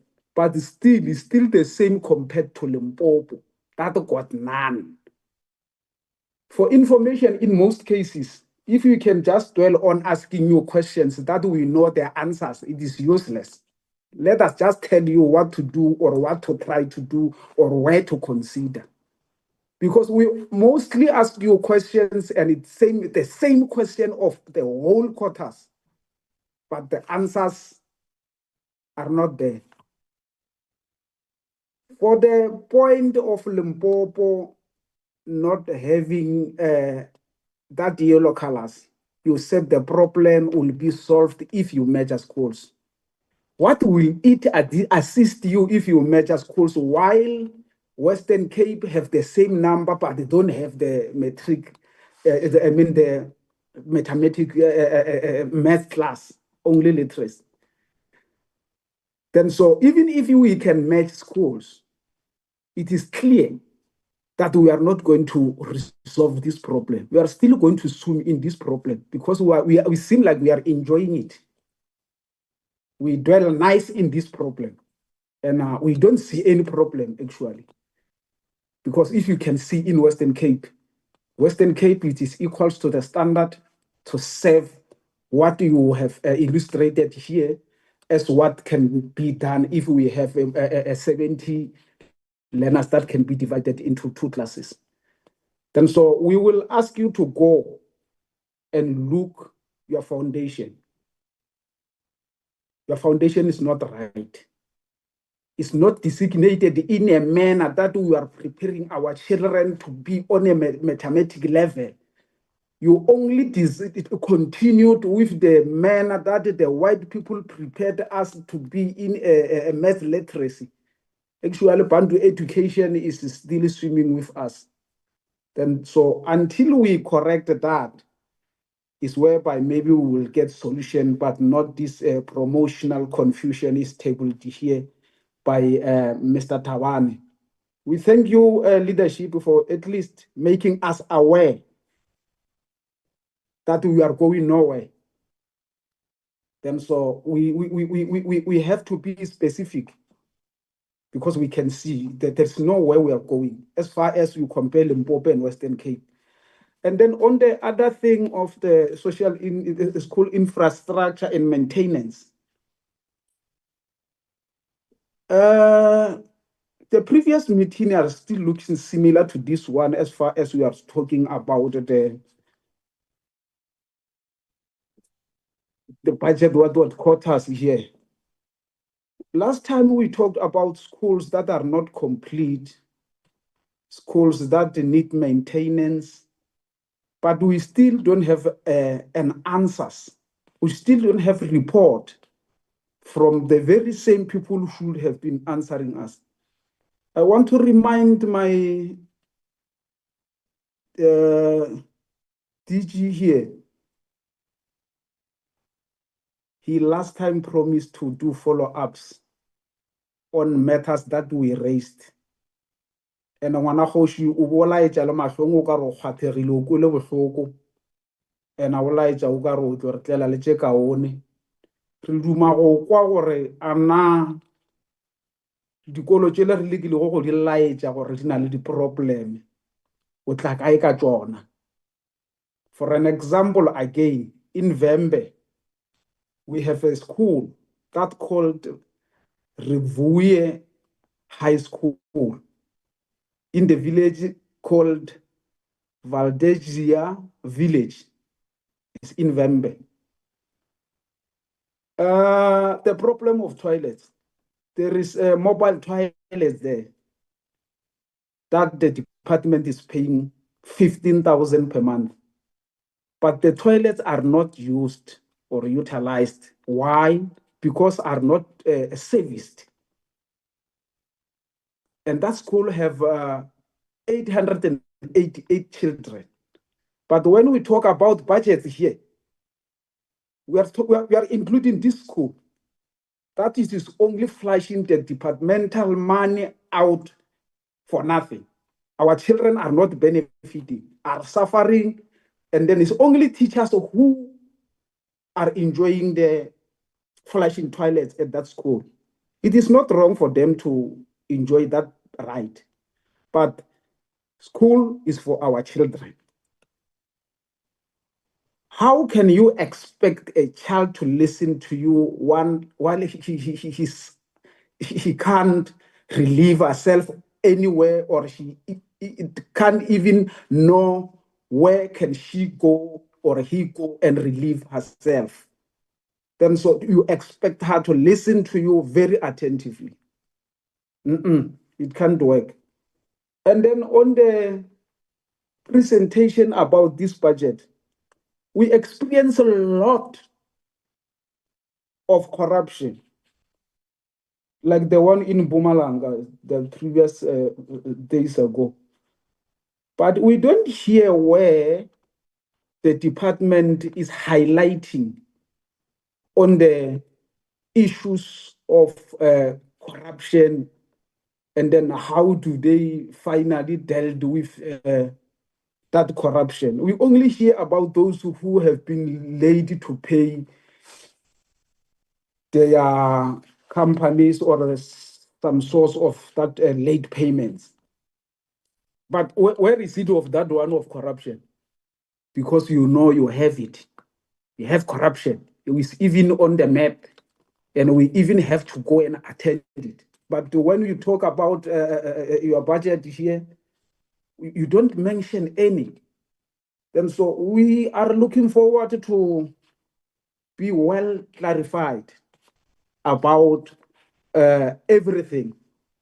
Then so we can know gore dilo tša rena di apere tshiamo. Ke sa dumo go tšeela ba bantši sebaka ke tla ke lešile sona segolo thata ke lebeletše yona ya gore a re boele morago bakoni re šetšeng foundation ya rena. We applied a lot of things that we think it will work for us, but we are still putting them in the manner of that a white man has designated it for us so that he can manage us. Yes, it's right. They manage you, they managed us. Then you, with your educational, academical background, we expect you to free our children. Can you do that? That is my question. Can you free our children from this white capitalist education? That is the only question that I can ask. Can you free our children and our nephews? Thank you very much. Thank you very much, Honorable Komani. Honorable Shkompana. Thank you very much, Chair. Let me take this opportunity and greet the Minister, the Deputy Minister, and the staff from the department, and also greet honorable members of the Portfolio Committee who are present here today. Chair, before I begin with entertaining the report as presented before us, in the previous meeting, I spoke about a school in Mpumalanga called Godini High School. This is the province where the Deputy Minister of this Portfolio Committee or of this department comes from. The Deputy Minister comes from Mpumalanga. I think for a fact, she should be knowing this school that I'm talking about in Godini High School. There are serious problems in Godini High School, and I took it upon myself, Chair, to go and do an oversight in that school. And there are shocking things that we have actually discovered in our oversight in that school. To start with, last week when I spoke about this high school where learners or students embarked or engaged in a protest, I expected the minister to respond, but deliberately minister did not respond. I also expected to get a written reply. Also, there's no written reply on this. That shows that there's little interest from the people who are supposed to be the ones taking care of our learners and students at school, and also making sure that our schools are run properly. They are doing nothing about it. We come here, we speak, we come here, we raise issues, we come here and give them issues, and nothing is done about that. I ask myself, well, how did we get here? How did we actually get here? The school, Godini High School, have 830 learners with only 22 teachers. And of these 22 teachers, 3 is SGB post, which means 19 is the department post, which is below average. This year, the school has 315 grade 12 learners, and these grade 12 learners do not have agricultural science and life science educator. They are about to go and write their June exams not so long, and they do not have agricultural science educator and the life science educator. I spoke about these things last week, and nothing was done. No one from the department, including the minister, attempted to comment on this issue that I said last week. There's not enough toilets in the school. For example, in the boys' toilets, they only have 8 toilets. That means it's 8 seats, one seat. And if you take 830 learners, divide by these 8, you want to check during break how many learners go to access the toilet. You will find that 103 learners will be expected to queue in one toilet to access the toilet. I have experienced this yesterday when I went there. During break, there's a long queue.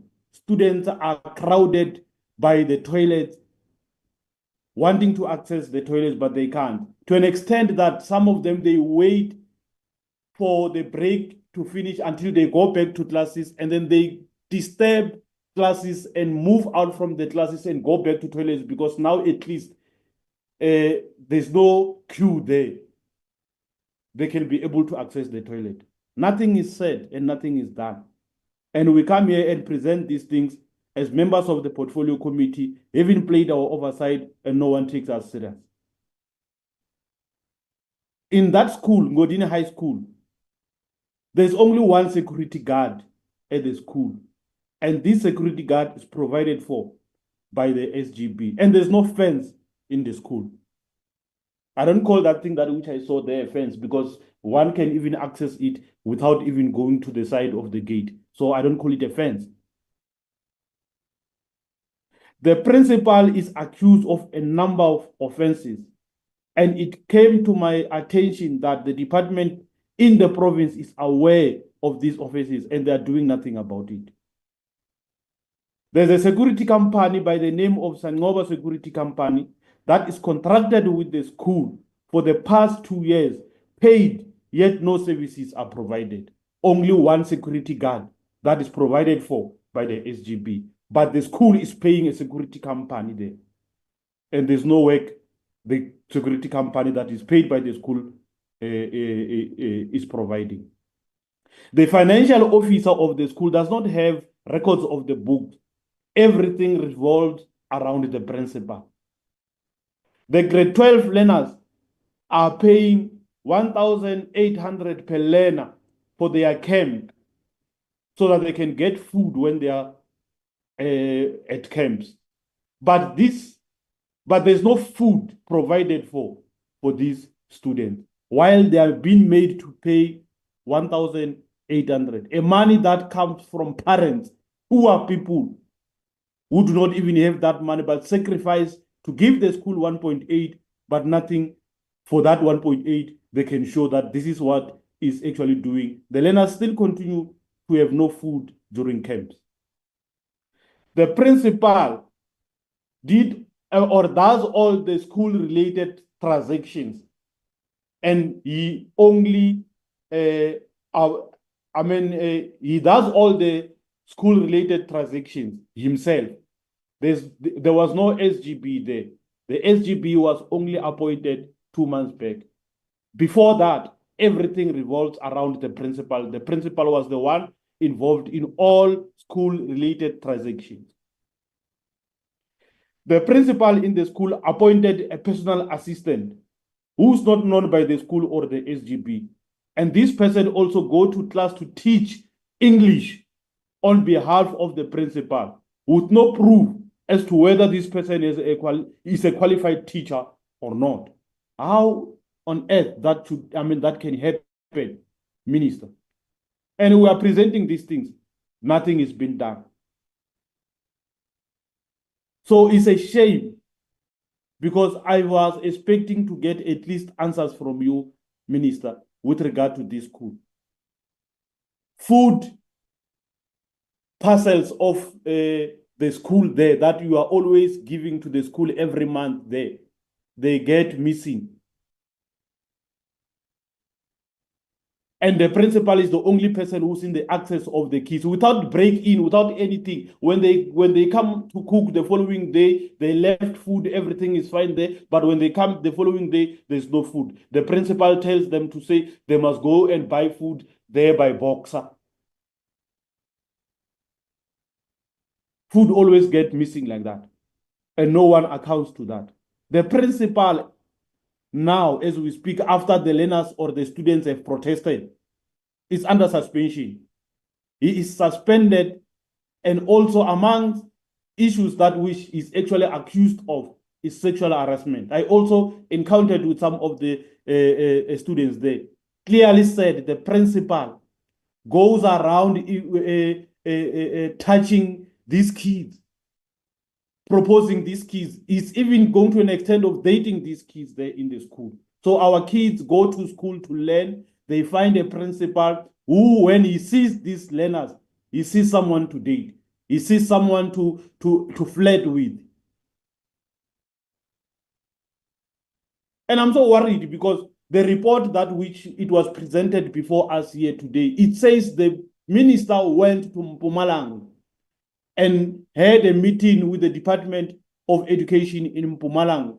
I don't know whether you have actually found these things or you found them and you are doing nothing about it. And if you did not find them, How did you miss these things? Because these things, they are known by the department. And if you were there to do your work as the minister, you should have at least found what I'm talking about, because it's all over. It's well known that this principal is a problem in that school, and he has turned that school into to his bedroom, to his kitchen. He's doing as he pleases in that school. I hope after this meeting, something will be done to that school, because there's a lot happening there. Our kids do not have enough teachers there. There's no teacher for technology in the school. These kids last term did not learn anything technology-wise in the school. English, there's no teacher for English. Agricultural science, there's no teacher for agricultural science.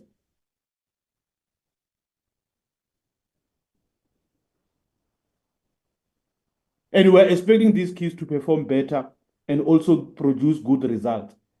And I said this, and I still repeat, that it is this department and the Minister of Basic Education who's failing the students and learners of Ngodini High School. They are crying. They even went to the street. No one listens to them. When are you going to act?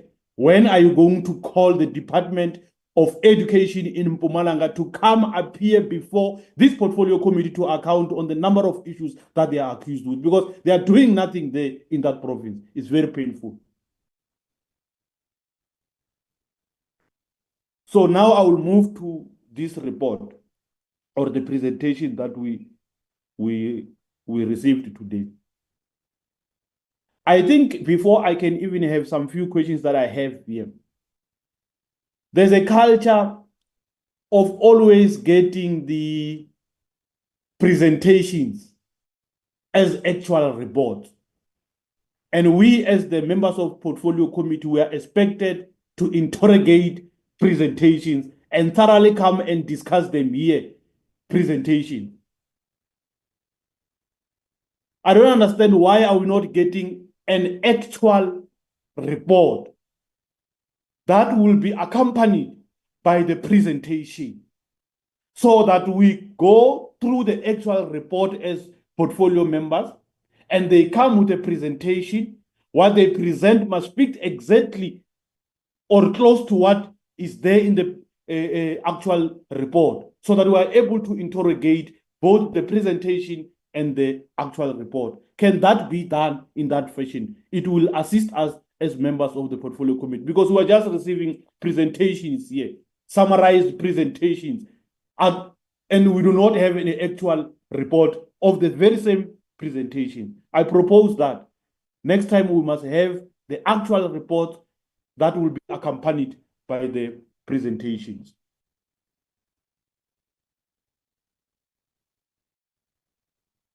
So my question will be to the department and the minister. I just want to get or to be cleared properly here. We are dealing with the learners and students, and some of them are in matric now, and we will be expecting them to go to universities, TVET colleges, or any FET college of their choice next year. So I want to check from the department how many career guidance in a period under review provided for by the department across the country, and how did that benefited or benefit the learners or the students. Does the department have a system or a program that gives an indication of how many learners in grade 12 applied to further their studies in any university or TVET college of their choice? And what are the special assistance provided for by the department to assist these people to be able to apply for universities and also choose correctly the courses that they will be pursuing after matric? Can the department give an account on how ready or how are they ready, since the learners will be expected to write their midterm exams or junior exams not so long? How ready is the department? How ready is our kids? Are our kids taught enough? across the country, do we not have a problem like the same problem we are having at Ngodini High School, where majority of our black schools dominated by black learners do not have enough teachers in schools? And then the other thing that I want to speak on, Chair, is that substandard education should not be allowed. And I don't understand why is only black schools experiencing that. Can the department respond on that? Then lastly, the other issue that I want to touch on is on the question of schools that do not offer mathematics in grade 12 across the country. We welcome the presentation. The presentation was very clear. It provides guidance, and it also allows us as members of the portfolio committee to engage it properly. But can the department give a brief detail of this report? For example, I will speak on Western Cape. Western Cape is one of the provinces that provides 70% across the country of the schools that are not offering mathematics. And these schools, according to the policy, qualifies to be providing mathematics in the schools. Instead of them doing mathematics, they are actually replacing mathematics with maths literacy. Can we get the name, specific names of these schools? Where are they? Because here we just get the number, overall number, to say this is the number of schools, this is the percentage of schools that are not offering mathematics. But we don't know where to go and find them, these schools. Because I can tell you, Chair, that this problem is a man-made problem. It's a created problem where we find our learners or our students choose to go to do maths literacy over and above mathematics. It's a well-created problem, and it's been created by their teachers and their principals in the schools. Because these teachers and principals in the schools encourage these learners not to choose mathematics. So that when they come end of the year, because they deem mathematics as one of the difficult subjects, that it may even contribute to them not having 100% pass rate come end of the year. And then for them to have 100% pass rate, therefore, they must neglect mathematics and encourage these learners to go and choose what?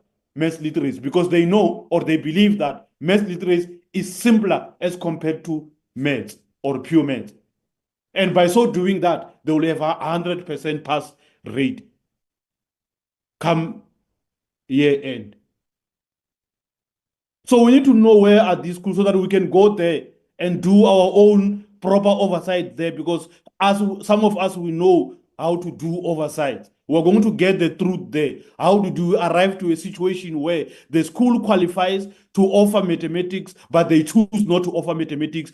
All learners in grade 12 are opting for maths literacy. This is a created problem.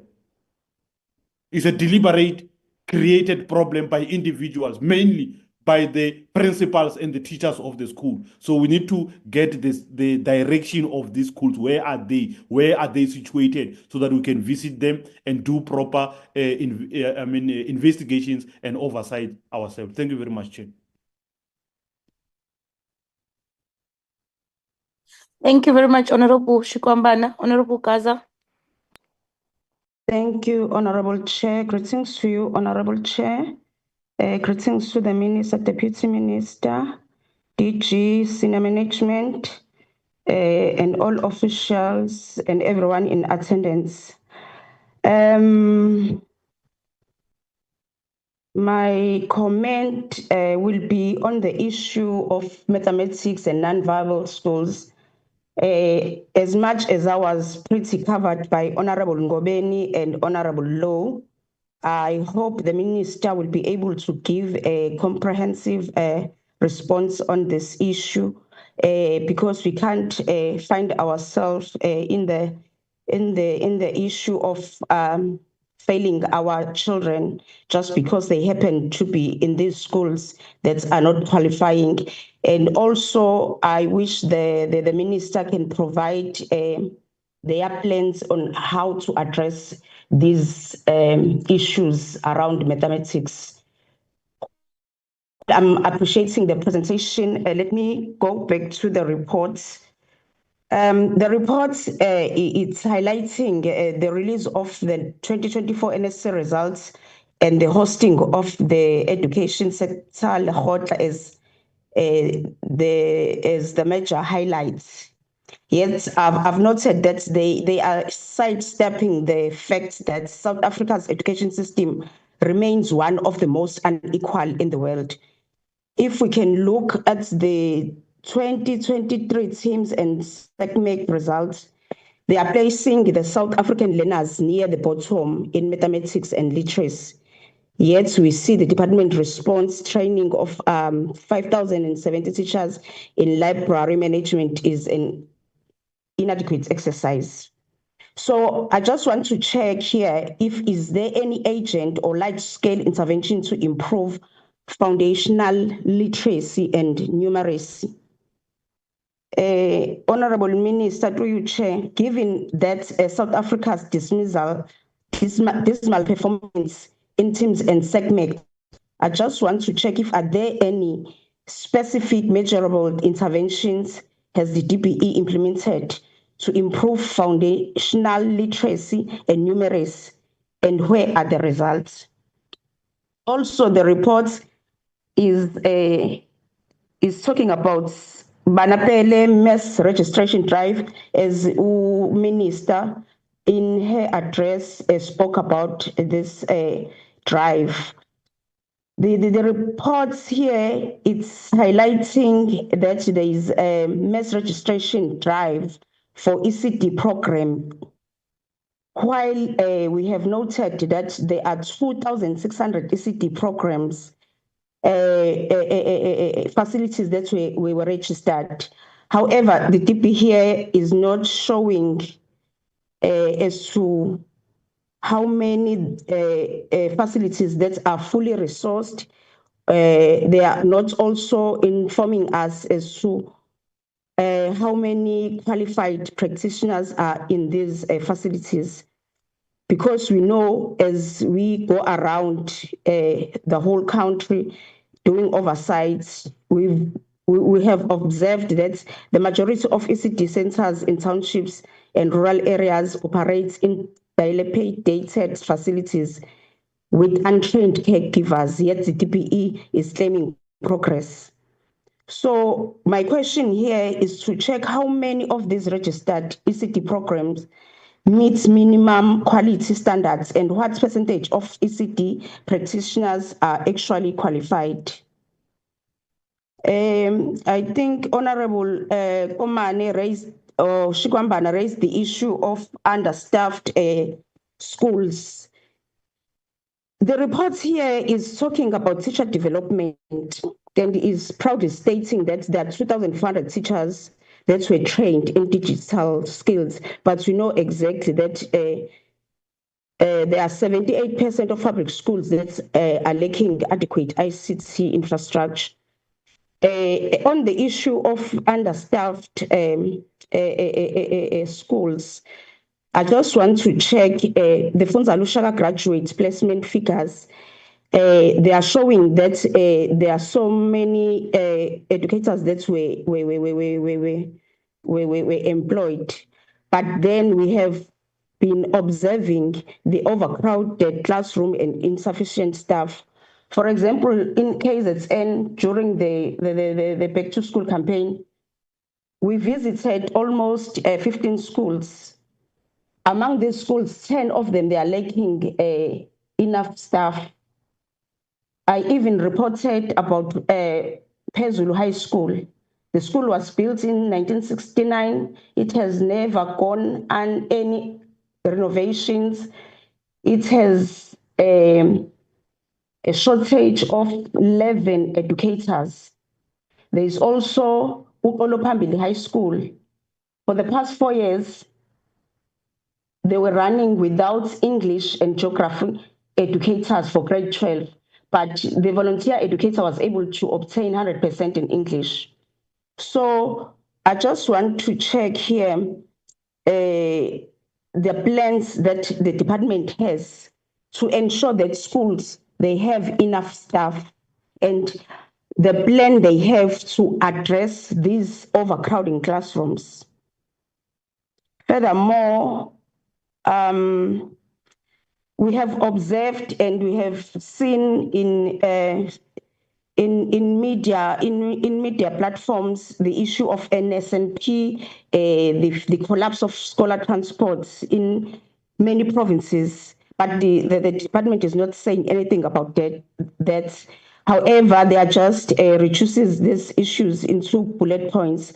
I just want to check what is the department is doing to ensure that all schools in South Africa, they get the meals that they're supposed to get. And what steps has the department taken to address the non-delivery meals and transports in provinces like KZN in Eastern Cape? Another thing, Minister, ngizoyikhuluma nje ngesiZulu le. Kunenkinga eKZN. O-service provider abakhokhelwa.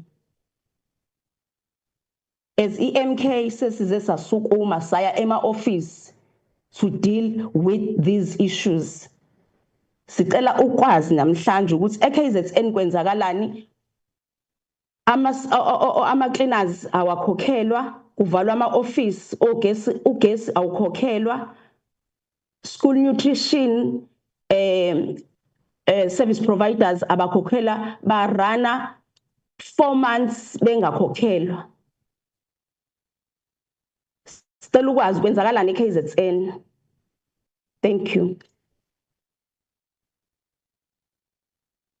Thank you, Honorable Gaza. Honorable Jordan. Thank you very much, Honorable Chairperson. Greetings to the Portfolio Committee, to the Honorable Minister, and the department. Chairperson, I'm going to shoot straight to the first questions on the first presentation and then follow with questions for the presentation on mathematics. Firstly, with regards to administration, how does the department evaluate the cost effectiveness of its administrative functions? Then I think this is something that actually has been mentioned in many portfolio committee meetings, that the DG's district engagements. How is the department measuring the effectiveness of interventions like the DG's district engagements, and what do these usually entail? As I can see, that it sometimes is considered as an intervention that sort of cuts across the board and addresses several issues, such as the mathematics issue that we're currently discussing. So I'd just like to know, what is the effectiveness of these engagements? Then, Chairperson, on slide 45, it's mentioned that over 2,400 teachers were trained on the digital skills program and 12,000 new teachers registered on the CPD TD online platform. What are the expected timelines for finalizing the collective agreements that are mentioned? So it's mentioned on this slide that there are draft collective agreements that regards grade R education, educator qualification and promotion requirements.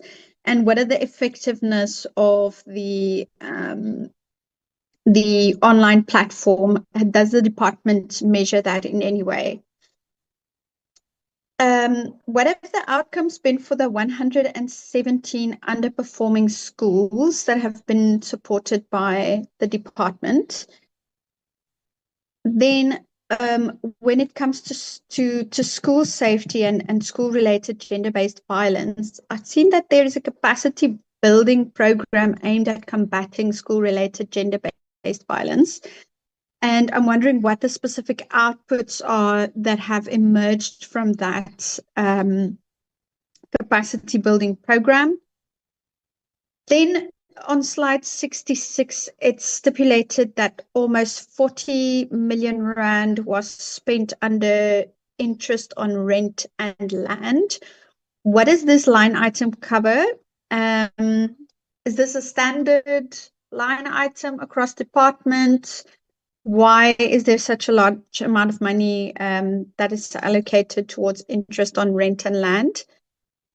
Then, Chairperson, when it comes to the presentation on mathematics, I think there's quite a bit of information lacking, to be honest, in this presentation, and I understand it must also be because it seems to have been put together on short notice, especially since we've only received it very recently. But what would have been useful in comparison to the provincial breakdown on the slide where we see which no, I think it's the second slide, which number of schools are offering maths.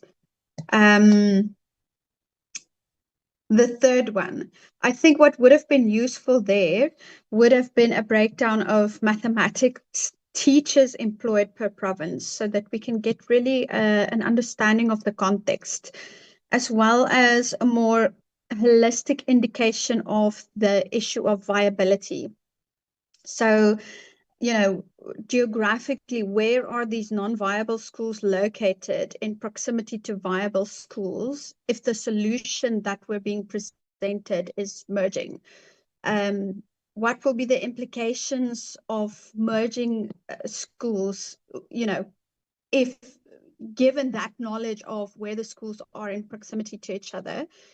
How will the learners be affected? Will they have to travel really far? I think there's a lot of information that might give us a greater understanding of the scope of this issue. And I think we need to request a follow-up presentation, perhaps in the next quarter, to receive progress on, advancements with regards to this, which might hopefully then include this information.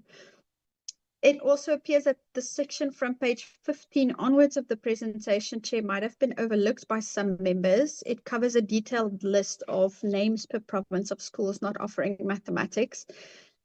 And then, Chair, still with regard to the context, one could imagine in some provinces there might be learners who are more technically inclined due to future employment opportunities.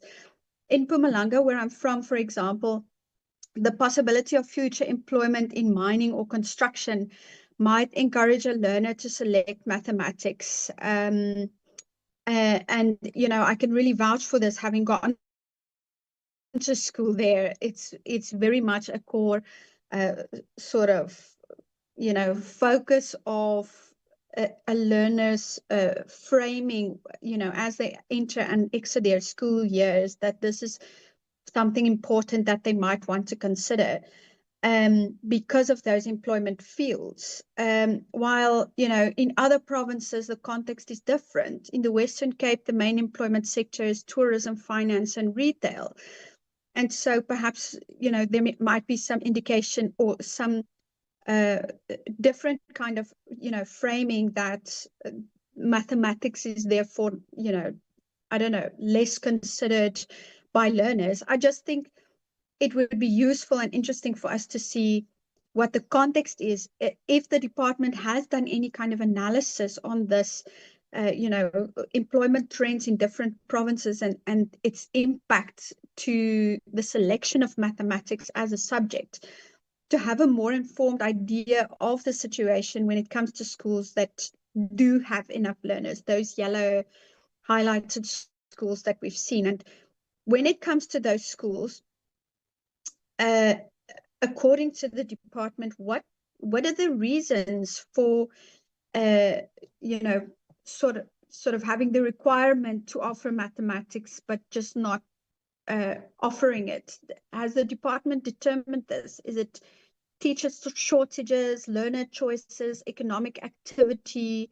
I think this kind of information is what should inform the interventions that will be undertaken, because surely we can debate this all day, but if we don't have the full information, these meetings that are presented as a solution that the DG will be having with each district won't have any effect if the context is not considered. Chairperson, 427 schools are defined by the department as small or non-viable. What's the department's plans for these schools going forward?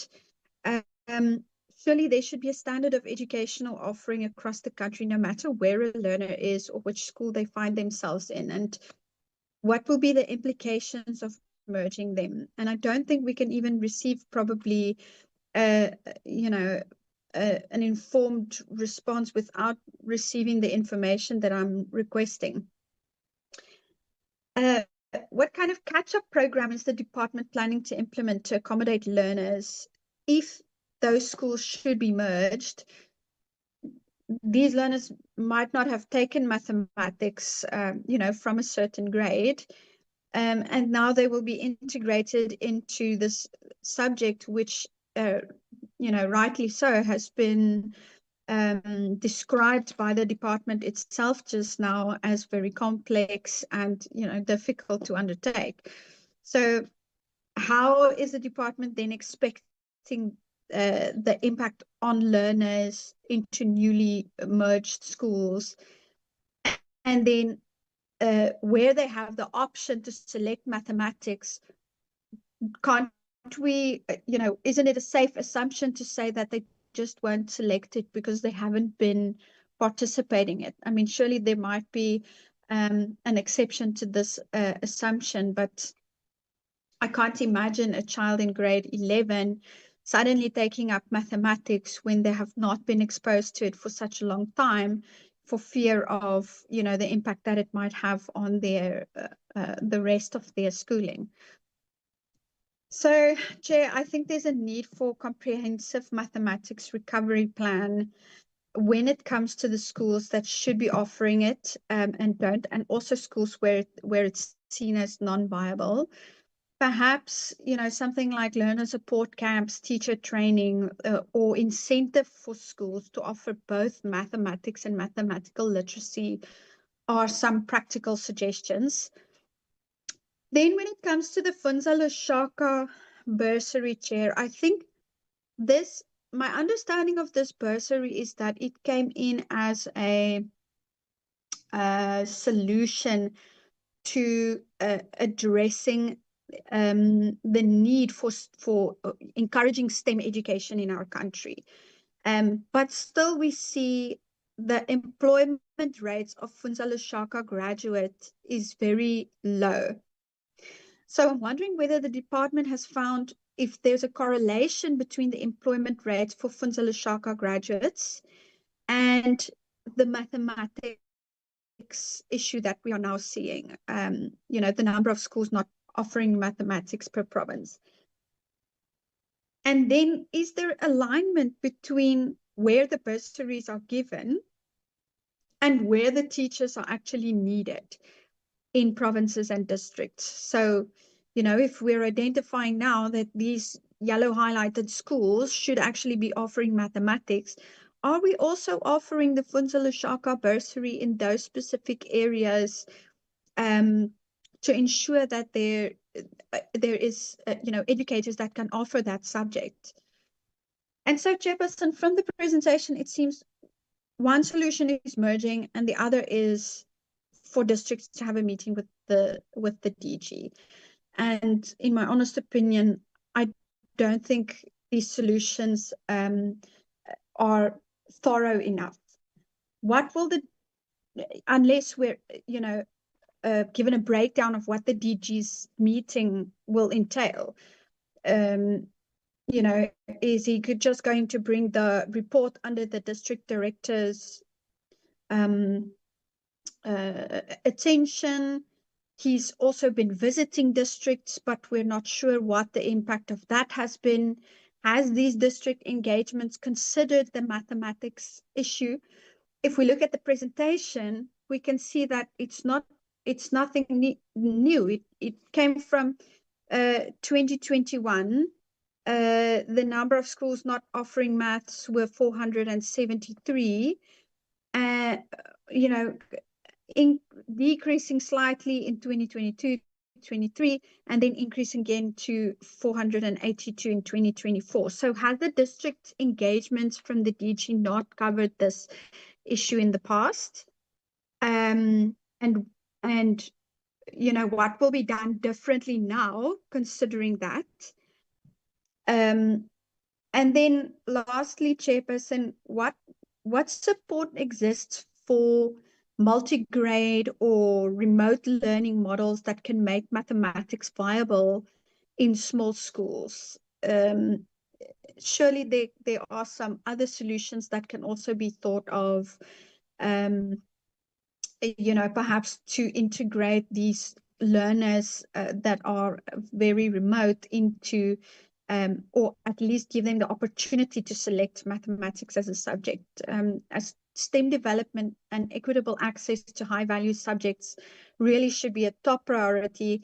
And I think technology-based interventions like online math classrooms maybe, or you know, perhaps partnering with SABC, you know, mobile teachers. These are all practical solutions that one should consider, and I think there should be more holistic consideration of what the roots are behind this, so that the department can really come up with innovative ways to bring the offer of mathematics to each and every learner. And I'd like to hear what the department's thoughts are on that, and whether consideration has been given beyond merging and meeting with the DG.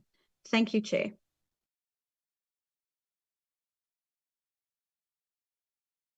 Thank you, Honorable. You're done. Honorable Makakula.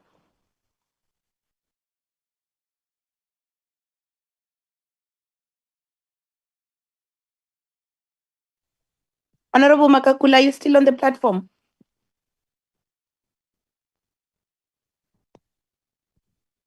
Chairperson, I did receive a note from Honorable Magagula that she may be experiencing some network connectivity challenges, Chair, and I don't see her on the platform currently. Okay. Honorable Kaba. Thank you, Chair. No, Chair, because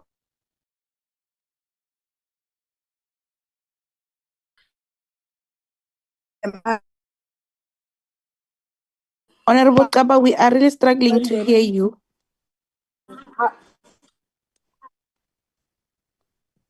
okay, I'm saying, Chair, because I was kicked out and also I was the management at my Honorable Kaba, we are struggling. We members really are struggling to know asking to hear you. We're seriously struggling to hear you. I think it's your network. Yeah, the iPad left. Okay. Oh, thank you very much, honorable members. Those were the last two hands that I had noted. Chair, sorry, Chair. I'm okay, you are back. Yes, I'm back, my Chair. I'm running around looking for a network here. This is a problem, Chair, of network. But Chairperson, let me welcome all the presentation, but also I was kicked out by the network, and again I was attending my management in my another committee.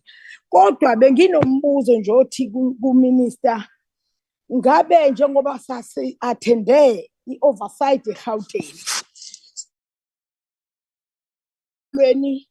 i-David Makhubo High School ne-Kalfontein ne-Oregon, i-progress yalawa ama-problem esawathola lapha imi kanjani? Uminister unalo ulwazi ngey'nkinga esazifumana lapha ko-David Makhubo, la abantwana ama-toilet akungeneki at all, futhi kugqabha amanzi isikolo sonke, abantwana bagughelwa zicathulo, minister.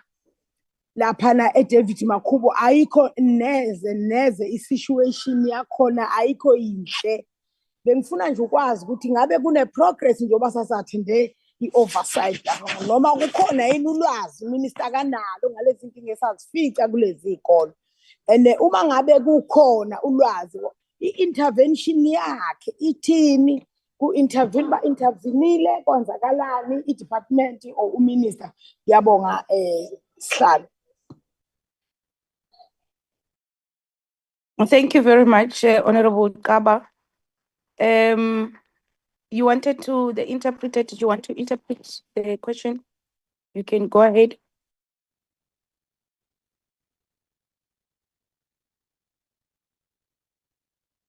Our Zulu interpreter, did you want to assist with interpretation of the question? Chairperson, it's Llewellyn. Yes, the interpretation runs concurrently with the person speaking on the platform. Okay. We were able to get that information. Thank you, Chair. Chair, just while I have sent you the 3 questions from Honorable Magagula. She's also WhatsApped it through to me. Okay. All right. Thank you. Okay. Thank you very much, Mr. Brown. The questions to the department from Honorable Magagula are almost the same with the questions that have been raised before. They are primarily around the issue of the second presentation on the plans of the department to deal with this number of schools that are not providing pure maths. I think let's firstly also let me join honorable members in welcoming the presentations, especially also the second presentation, and further that the department really assisted in terms of highlighting the key areas, as a result giving us ample time to engage and interface with your presentations.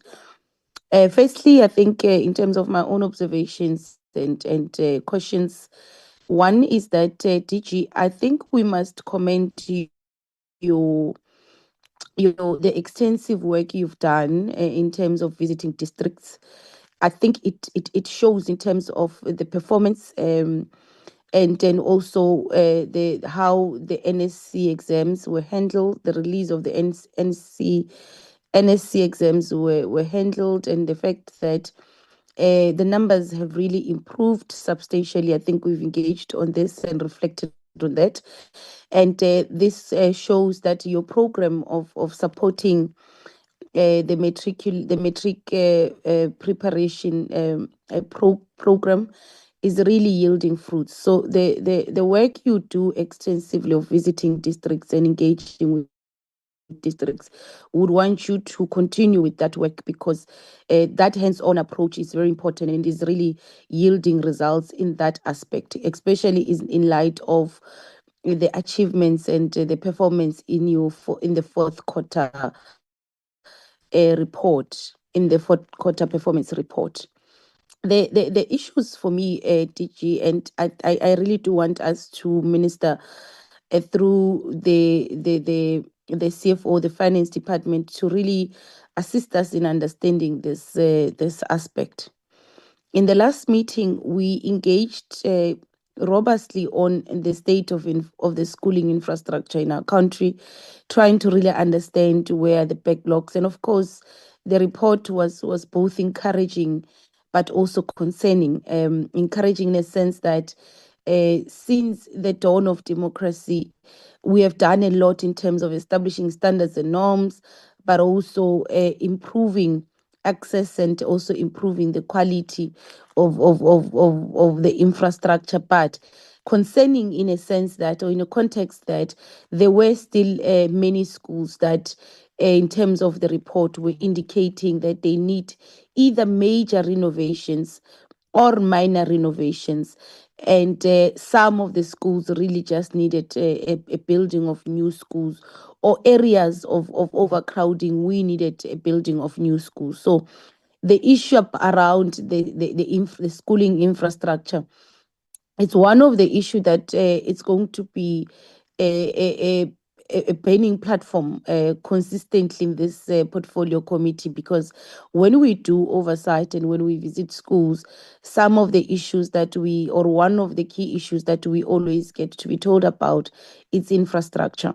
And of course, we've engaged on different factors that contribute to that. Others really are about just maintenance on the ability of the school leadership to utilize the maintenance budget.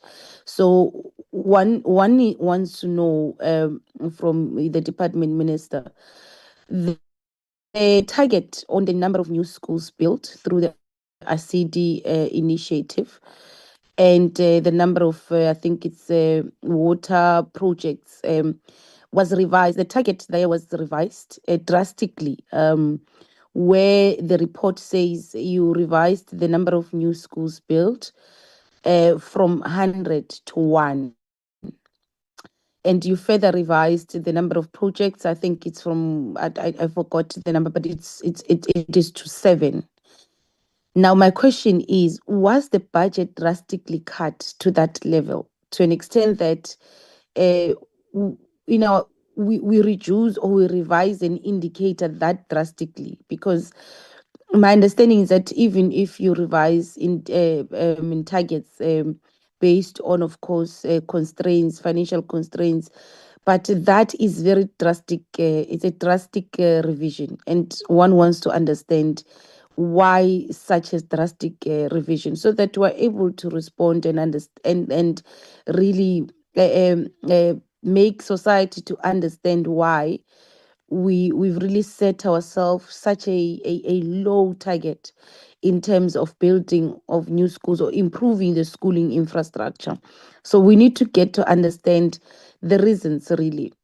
And further, CFO, when you come in, maybe just to refresh us and refresh our minds as a portfolio committee, just take us through how much did you have how much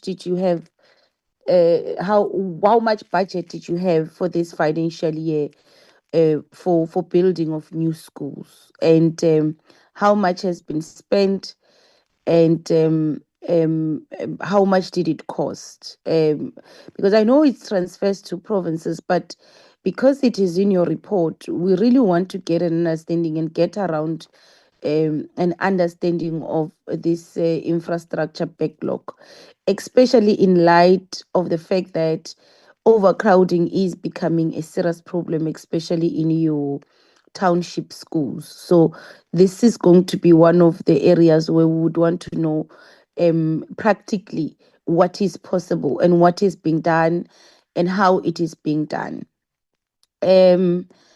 The issue of the quality assurance of grade 1 to 3 mathematics textbook towards digitization, which you are saying it is a target that was unfunded.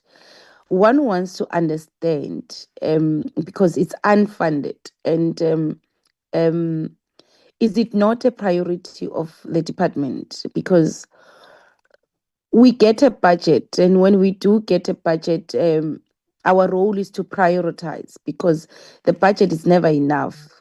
So we then say, what are our key priorities? And then we then put our money where our mouth is. So is it not a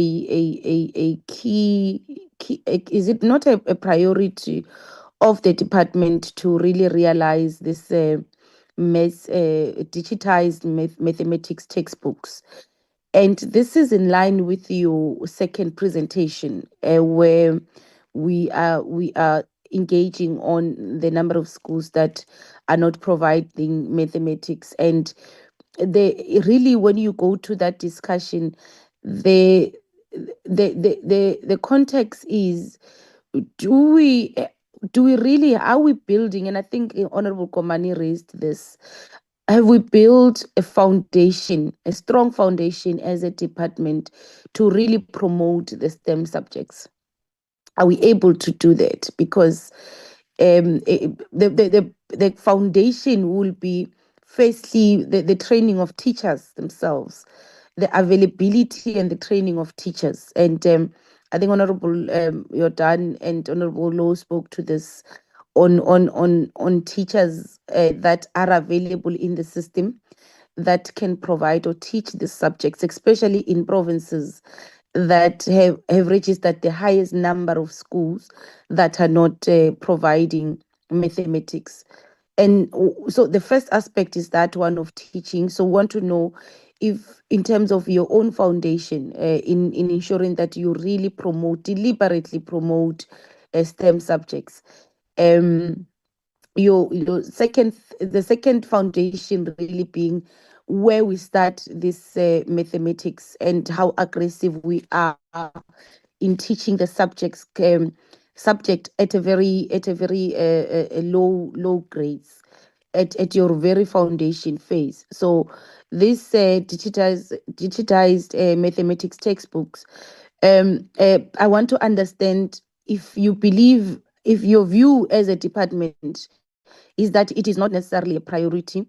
If you believe it is not a priority, because you seemingly are saying we put it on our APP and we put that target on the basis that the Auditor General demanded it, but it's not necessarily something that we wanted to. So next time we will not do it. And we get that sense. And I want to know if that is your attitude, that is your view as a department. And if it is your view, why is it that you hold that view?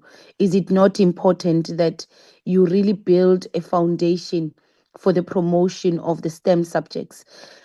The issue of the payments of invoices, one is happy that already consequence management was undertaken. I think we'll leave it at that. And the issue of the business plan on HIV and AIDS. I just got a bit confused there because you were saying that you had not met the target in the first part of your presentation, and Free State was one of the provinces where you I don't know if you were saying it's one of the provinces where you did not make the transfer, or it is one of the provinces that did not conclude the business plan. And if it is because of the target was not met because you did not do the transfer on the second part of the presentation, on the transfers of grants, it then indicates that you've achieved 100%. So the clarity that one seeks is this. So the department transferred the grant to the province, despite the fact that the province had not concluded the business plan. So that is what, because your performance is 100% in terms of the transfer of the grant, but in terms of the business plan, the performance it's not met. I mean, the targets are not met because Free State was outstanding and because of the reasons you've given. So that's one clarity that I would want to get. Now, when we come to the issue of the second presentation, the STEM subjects and the promotion thereof, and the insistence, or if the public outcry on schools that are not providing or do not give learners an option to do maths, pure maths, it's actually it's substantiated. It's substantiated on the basis that one of the key priorities of this government is that we are having an economy that is not growing. Now, those who are in the economic sector will tell you that the most profitable or the biggest sector of the economy as we speak is the finance sector, and is the most profitable sector. The sector is not labor intensive. As a result, even if the sector grows, it does not impact meaningfully on the creation of employment. Now, then you look into the different sectors in the economy and you want a sector that is labor intensive, a sector that can drive and become a catalyst to job creation. And one of those sectors is manufacturing. So this government has taken a clear decision that we are going to, we need to industrialize in the country, meaning we need to not only extract raw materials, because we do have endowments, we have minerals, and these minerals we just really export as raw materials. Even the drive and the call to beneficiate, it's guided by the fact that we need to industrialize, we need to manufacture, we need to process these minerals that we have, because that is labor intensive and that is going to be our catalyst in terms of creations of jobs. And that's something we need to do urgently. Now, if you speak to that strategy, that economic framework, economic growth framework, and that strategy in terms of eradicating unemployment, then you ought to understand how important the STEM subjects is, because then it means the feeders of this strategy is the creation of skills, the required skills. Now, we are the foundation of the creation of skills as a department, as a sector. You are the foundation that for the period of 15 years, you prepare these young people that must go into the skill production phase, but they should be prepared, adequately prepared. So it is important that we understand the context at which this is an issue. It's a problem for all of us. So it has a lot to do with us trying to turn the situation around on the issues of unemployment, on an empowering education. So we don't just want education for the sake of having education. This education must be empowering to these young people. Now, we are concerned about this report, and this is the concerning part. Now, firstly, the only reason why given as to why learners who find themselves in certain communities are not at liberty to have an option and a choice, because this is about a choice. Even if a learner wants to do mathematics, they don't have that choice because that school does not offer. And this is a school that is nearest to where they stay. So actually, they are seen as being born in that environment or in that community. Now we want to, so the only reason why, which is what I wanted to get this grasp, the only reason why there are schools where learners do not have that choice, do not have that option, it's because the schools are non-viable. That is the main reason that I've heard. Now, I love the presentation because it went into detail on which schools, where are they. Now, if you look at the non-viable schools, majority of these schools are in your most poorest communities. Some, you say it's farm schools now. So this, in a nutshell, you are disadvantaged. You don't even have an option or an opportunity. You can't even make a choice as a learner in that environment to say, I want to do math, because the school the only school that is available at your disposal by government does not provide maths. Now, your policy says, and this is what you were saying, in terms of your policy, the school is non-viable. As a result, it doesn't provide maths. Now, my question is, why does it provide mathematics lit? Because the column that you presented here, which gives us an indication of the number of learners, it's a number of learners in grade 12. Now, you don't start doing mathematics in grade 12. You choose streams. You start doing mathematics in grade 10. And I would have wanted to see the total number of learners in that, not those that are in grade 12, because the problem does not start there. The problem starts at your grade 8, your grade 9, and your grade 10. Because grade 10, that's where you choose different streams. And that's where you decide if either you're going to choose the science stream, the commerce stream, or the humanities stream, which we used to call history stream in our times.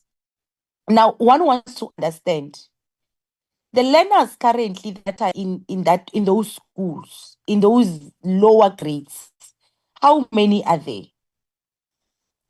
because the indication might be there are those who drop out, there are those who move from the school, but at a certain, and some of the reasons that they might be moving from that school might be exactly that. Some of the learners it would be the case that when they reach grade 9, they decide we're going to leave this school because when you get to grade 10, they don't offer mathematics. So I think the report is incomplete in terms of that column. The problem is not at grade 12. Grade 12 is an exit grade, and that's not where you start doing maths. So that's where you are not expected to start offering maths at grade 12. You are expected to offer mathematics, a pure mathematics at grade 10, which is in line with the commerce and the science stream, because it's not only the science stream that requires mathematics. Even commerce requires mathematics, meaning the learners in these schools, that you have 400 schools, are really channeled to one stream. The learners that we are really having, they are channeled to one set of stream, which I do not know in terms of the language, I mean the subjects collaboration now, how it is done now, because then there was some sort of a framework on how you choose your subjects. But I do know that your critical, your STEM and your commerce, you would need maths. And as a result, it means you are channeling, because, and this is one of the problems. It's one of the problems, DG and Minister, that has really prompted us to have that meeting that we're going to have with the Department of Education and Department of Labor, of Higher Education, because many learners that we ourselves produce, when they go to universities where they use a point scoring system, even in TVETs, where they use a point scoring system, you find that a learner who's in economics and accounting, but they've done maths lit, and the points as they are required for them for entry point to certain qualifications, then they do not meet those points because of their foundation. And as a result, our argument is that, of course, out of 22,000 something schools in the country, 400 might look like a small number. But if you look at it from a perspective of who are these learners that are impacted, then you will understand that it is really not a small issue. It's not a small matter. It's a serious matter of access and equity, as Honorable Ngobeni has said. I fully agree with her sentiments. That is a matter of access and equity.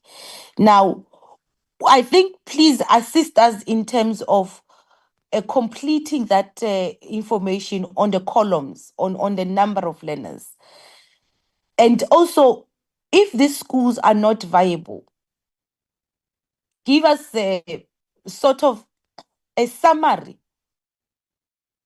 of when these schools became viable and how far is the measuring process. And also share with us that policy that you're speaking about that says if you've got a non-viable school, you can't offer maths. I mean, why would we say that? Or if your policy says, because this is what I think your policy says, and that's what the presenter was saying, you can't have 2 classes because you've got only 30 learners in grade 12. Now, maths, you don't start it in grade 12. So in grade 10, how many learners do you have? And why can't you create 2 classes in those? What is the issue with creation of 2 classes? Because it's a school, it's non-viable, you've kept the school. The school must be able to provide quality education and options for those learners that are in that school. So if you can't provide, you can't have 2 classes because the learners are 30, are you saying that in that school, you are literally forcing learners to just follow a certain stream and one stream on the basis that you can't provide teachers? Because I think that is the bottom line. The bottom line is that we can't provide teachers, because there's nothing wrong if you have 40 learners in grade 10, for example, and 20 of them choose, or 15 of them choose to do maths. The problem is that we can't provide teachers. That's all. That's what the policy is, or that's what the policy says. We can't provide maths teachers.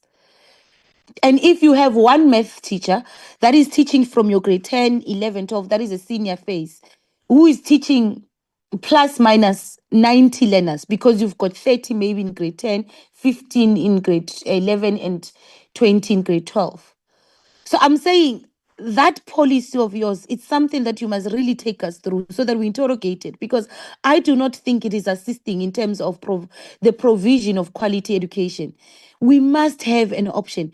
Any child, wherever they are, from all walks of life, when we say we want to provide quality of education that is accessible to all, we mean every child must have that they must have that right to choose. And we're not saying force, but they must have the right to choose. Because Honorable Komani is correct. Inadvertently, what we are doing is that we are perpetuating the Bantu education. Because Bantu education, it really dependent on your race. So you are black. Because you are black, you must do that and that and that. And now, in this instance, the policy says, because you are residing in a farm, you are born in a farm, then you must know you are just going to be aligned in this direction.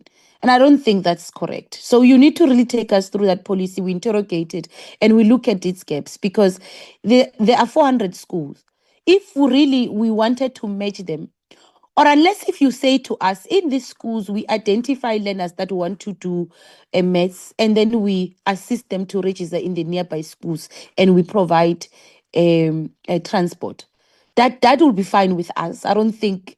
But what we don't agree with, and what we will not agree with, it's a situation where learners, because of their background, they are unable to have a choice. Now, coming to my second point of the Western Cape, and some of the schools that you've identified that ideally should be providing mathematics, and they're not providing mathematics. And the Western Cape is the West. As a department, because you are saying this is where you have a problem, and this is the words of the presenter, this is where we have a problem. Can you give us reasons of the Western Cape? Why do they choose not to provide mathematics in these schools, where it's not an issue of policy? Because with other schools, it's a matter of policy. Why do they opt for that? And it's correct that the other aspect of it, to tell the truth, Minister, is that principals, because of they want, and that is why your presentation starts at matric, because we've got an obsession with grade 12, all of us. Principals, because they want to enhance their performance. They themselves, and teachers, they themselves encourage many learners not to choose mathematics, to choose maths lit, because there is this understanding, or there is this thing that it is easier. As a result, learners will perform better. And when they perform better, our schools will perform better. And I think that attitude is going to really deal with, it's a problematic attitude. It's not going to assist us in terms of our NDP, in terms of our NDP vision, and in terms of changing the situation, in terms of the skills that are in the country. The main skills you need, it's skills that go around innovation. So you do need to really increase the uptake. What we have increased is the performance in maths, but we need to increase the uptake of the STEM subjects. And I think this report you've given us really shows you some of the barriers that are created by policy, because if that is the case, but some of the barriers are self-created, like in the Western Cape. They are self-created. So you would need to tell us, in your engagements with the Western Cape, what exactly are their reasons? The issue of Amatole, in terms of your there is one Amatole West district where there's almost 38 schools that are not offering maths. Now we need to understand, and I think you would need to give us a specific report on this district because the number is very high. It's higher than the total number of schools in Gauteng. And this is just one district.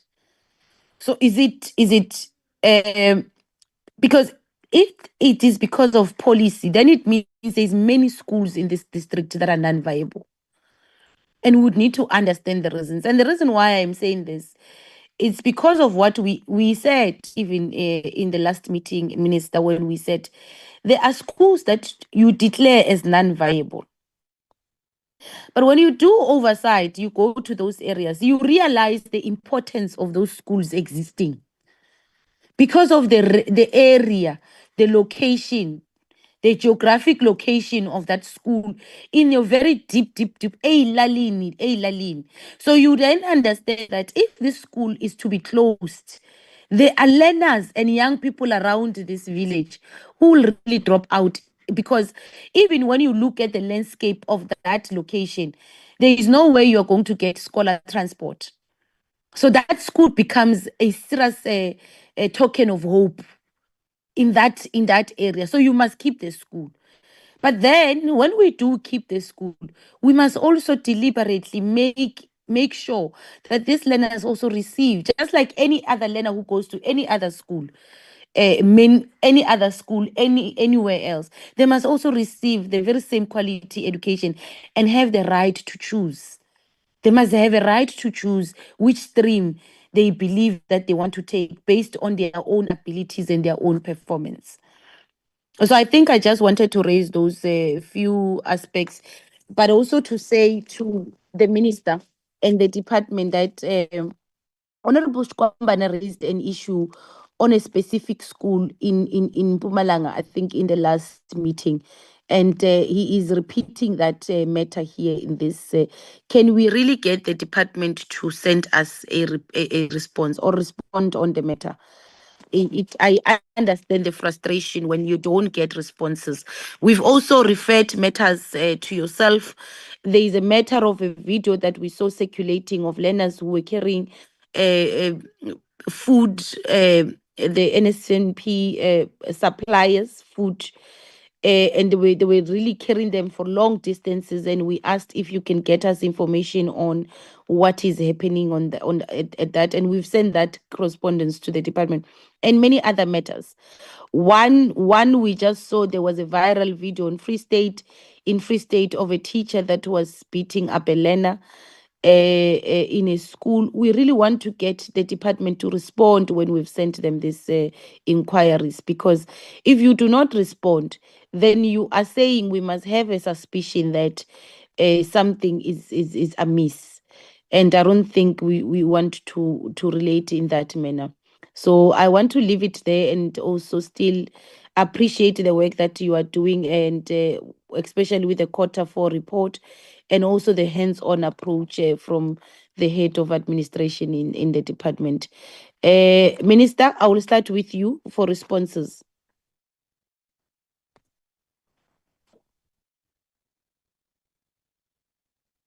Minister. Thank you very much, Chairperson. And thank you for the engagements by the members of Parliament and the questions, which I've made a note of. And so really, Chair, I think it was quite important for us to present to you the mathematics presentation, primarily because, as you can see, that a lot of members had a number of questions regarding them. So I'm going to run through the questions from each member. And then I'm just then going to provide essentially, sorry, Chairperson, I'm just having a problem with my laptop. All right, I've got it now. So there are a number of questions from the various members. The one I think which is thematic that came up quite a bit is the question particularly around the NSNP, scholar transport, particularly in the provinces of Eastern Cape and KwaZulu-Natal. And I think, Chair, let me first give a quick report back on that, because you'll recall that when we met and I was briefing the committee on the on infrastructure, I did commit to the committee that I would be engaging with the two MECs. I have informally engaged with them about the issue. For instance, the MEC for the Eastern Cape has come back to me to say some of these matters are being resolved and that they had a technical issue with the payment run to their suppliers. However, Chair, it's important for us that we don't just want to intervene when there are issues where there are children who haven't received their food in schools, because we know more than anyone that in fact there's no way that a child can truly be able to learn on an empty stomach. So one of the things that we've done, the DG and I are going to be convening urgent meetings with the three provinces where there are these critical issues. The one is the Eastern Cape, KwaZulu-Natal, and there are some issues, members, even with the Free State. And really these interventions from the DBE are signaling how seriously we're taking some of these matters, because of course we have to make sure that we support provinces in their ability to deliver a quality education. And so we will be convening those meetings and they'll be happening pretty soon. And we will be able to give, I think, the Portfolio Committee Chair an undertaking of what has been undertaken by the provinces in making sure that these things don't happen again.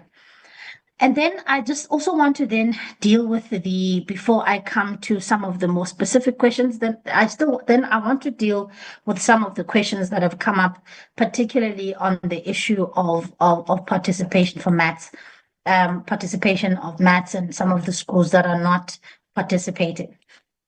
And if you'll just allow me, Chairperson, to explain that in 1994, South Africa's education system was essentially fragmented to comprise of 18 different education systems. And then the democratic government sought to create one single education system. However, I think it's important to note that even though that was done and done successfully, that the legacy of apartheid spatial planning, the legacy of a fragmented education system remains. And while great strides have been made to try and eradicate those things, we still can't divorce ourselves from the fact that there are still communities that have farming schools. There are still communities that are in far-flung areas where even if you are able to build a school, the Eastern Cape is a typical example of this, Chair, where the Eastern Cape government has built massive schools in village areas, where parents have since left the village areas because they are in pursuit of economic opportunities. They do so and they leave with their children. When they do that, the enrollment in schools dwindles. So while one problem was solved by the provision of infrastructure and a proper school in that area, a different problem is then created when children are leaving and they're leaving with their parents. Then a school becomes unviable once it gets to a point, a specific number. If I'm not mistaken, the DG can correct me when he comes in, or Dr. Mtem can correct me, but the number is around 100 or 120.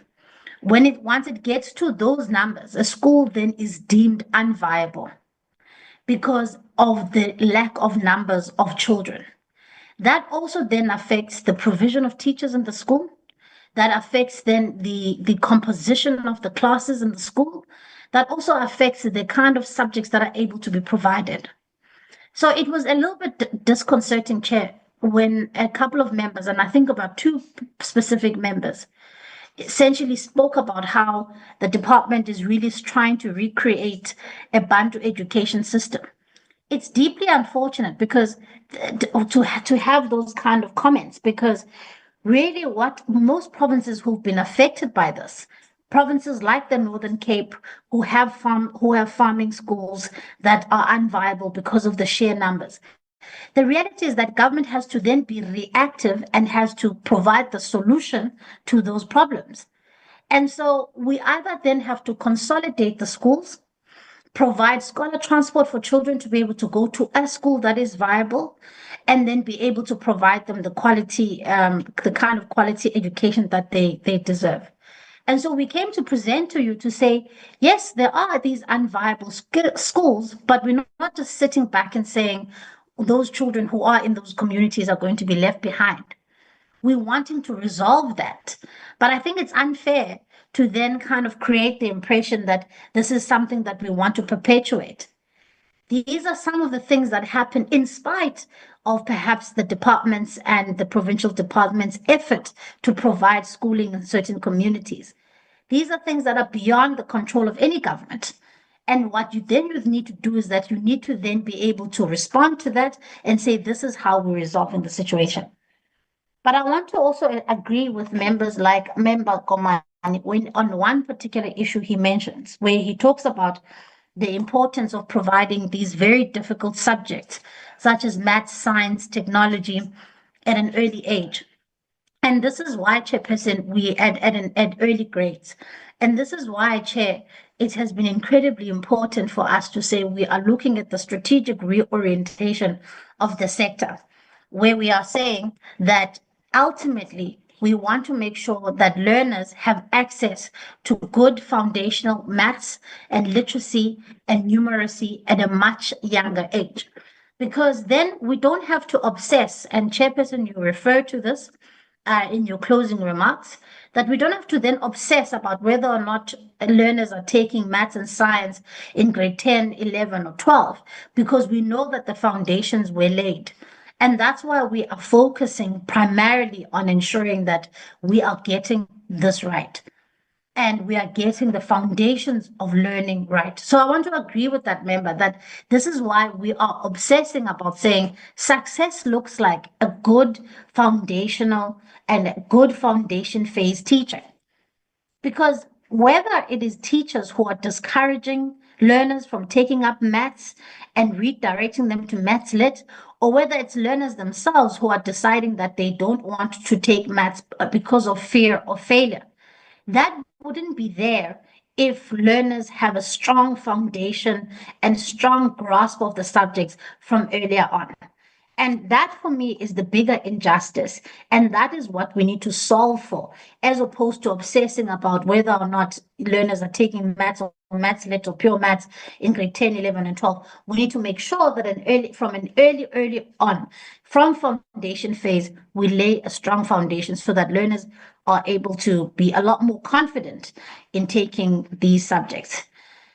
Then I'm just going to run through a number of other questions, Chairperson. I think there was some questions from Honorable Gasa, who asked about interventions to improve foundations of literacy and numeracy, which is what I've spoken to, and has asked me about the issue around the non-payment of our foundation phase teachers or grade R teachers.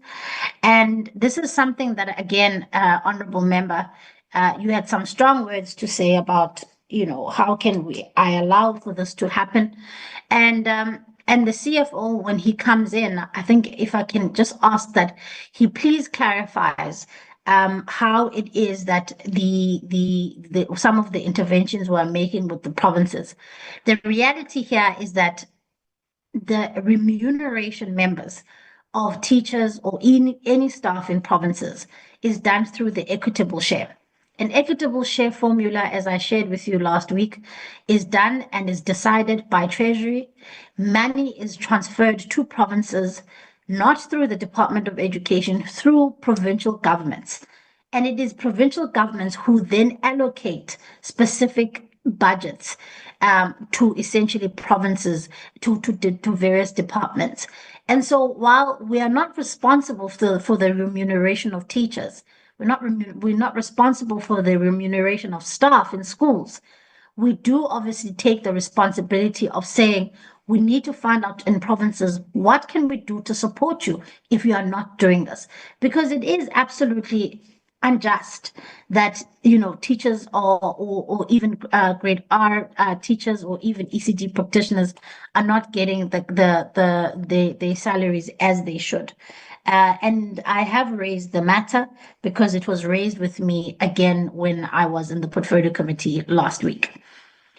Honorable Member Jordan asked a number of questions, and I think a number of them are going to be answered by the department. She asked about non-viable schools and how are they allocated in relation to viable schools. Well, you see, Honorable Member, that is the thing, because it's not always so easy. Because in some instances, an unviable school used to be a catchment area for a group of villages. And once that becomes unviable, then the provincial department has a responsibility then to disperse of learners in areas where that it is not too far. But it then also has an added responsibility to make sure that it provides either scholar transport or hostels in those areas. So the Eastern Cape is a prime example of that, where they're saying, look, we're going to have a two-pronged approach where we're not only just providing scholar transport, but we're looking at how can we create massive mega hostels for learners, so that if there are indeed schools that we want to close down because they've become non-viable, then we can be able to provide learners with an alternative that says, and the next viable school may be 50, 60 kilometers away, but you are able to be accommodated, you'll be able to have provided with meals and the like. So these are some of the models that provinces are trying to toy with, but it's not an easy thing. And I also do want to say, because this also came up last week, that the decision to close down a school is not one that is taken lightly, nor is it one that is taken, that is a simple process. There is a long and a very long process of public participation, of making sure that the process is legal. And so I just want to assure members that provinces are not going to go around shutting down schools, but there are many other considerations to be made about where schools are located, where's the nearest schools, and the like. And then, Honorable Komane, yes, I've agreed with you on the issue around maths at a foundational level. And and then you asked the question about Limpopo and emerging schools. How will this assist? You say, well, I think Honorable Member, I've tried to explain that you can't have a scenario where you've got less than 100 learners in a school. It becomes almost impossible for you to staff that school. Then that's when you've got issues of multi-grade learning, which is really an injustice to those children, because you can't have multiple grades under one roof and trying to teach them like that. So how will merging help? Well, it will help because we are able then to consolidate resources. So where you are merging schools, you are able to shut down a non-viable school, allocate children to viable schools, make sure that those schools then have additional educators. It doesn't help to hang on to schools that are non-viable, because ultimately it's a drain in the resources and it is not the kind of good quality education that learners need. Then the issue, Honorable Lowe talks about how mathematics is absolutely crucial to success, and I could not agree with you more. And this is exactly why we have these interventions that we want to undertake, because we know that mathematics, science and technology and accounting are gateway subjects to opportunities elsewhere. And so this is exactly why we have a strong focus on STEM subjects, and we are not going to allow this to go on. Then the other question that I need to to Honorable Mgadi, talking about the reintroduction of Bantu education, and I think that I've dealt with this and dealt with it sufficiently, because I think it's important to also highlight that a lot of work is being done to try and rationalize schools that are unviable. Honorable Ngobeni asks the two provinces that are worst affected by this trend, how will this be addressed? And this is one of the things that we are undertaking. And so also having quality data, because some of the members have also asked the question around how, where are these specific schools? Can we go and see them, specific names of the schools? And those we can provide those to you.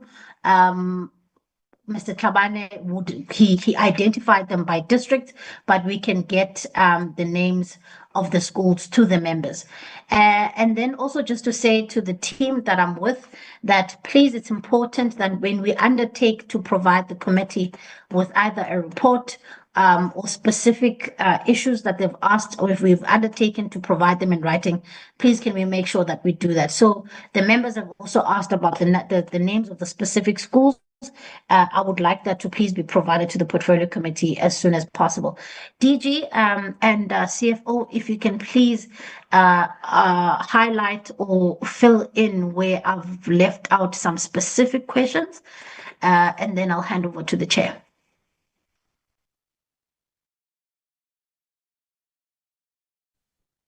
Thank you very much, Honorable Minister. Chair, my hand is up. Chair.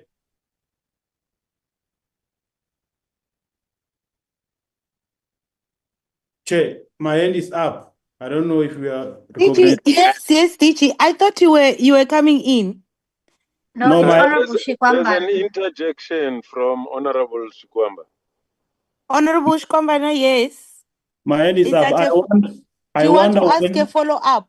No. It's just a comment. I wonder when is the minister going to directly answer to the issue of Ngodini. She has answered almost everyone and she has commented to almost everyone, but she's saying nothing with the issue of Ngodini High School. I don't know whether it's because she doesn't know anything or she's deliberately ignoring me. We still Honorable answer. Shikwamba, I think that is Honorable Shikwamba, that's a follow-up. And I wanted us to allow the department to conclude with their answering so that we can then make follow-up. So let's give the department sufficient time to conclude responding to our questions. The DG can come. The DG will come in on that. I can assure Honorable Shikwamba that I'm not ignoring him at all, Chairperson. But let's allow the DG and the team to answer, and then if there's anything else we've missed, I'll come back. Okay, DG. Thank you, Honorable Chair and Honorable Minister. Chair, trying to answer all the questions, I wonder whether I would have the time, but let me start. The first thing I want to acknowledge and really commit to Honorable Komani and Honorable Shikwambana that we will provide a comprehensive report within 7 days from today of the schools that they've raised specific issues about, which we've not responded to, including the ones that Honorable Taba raised questions on.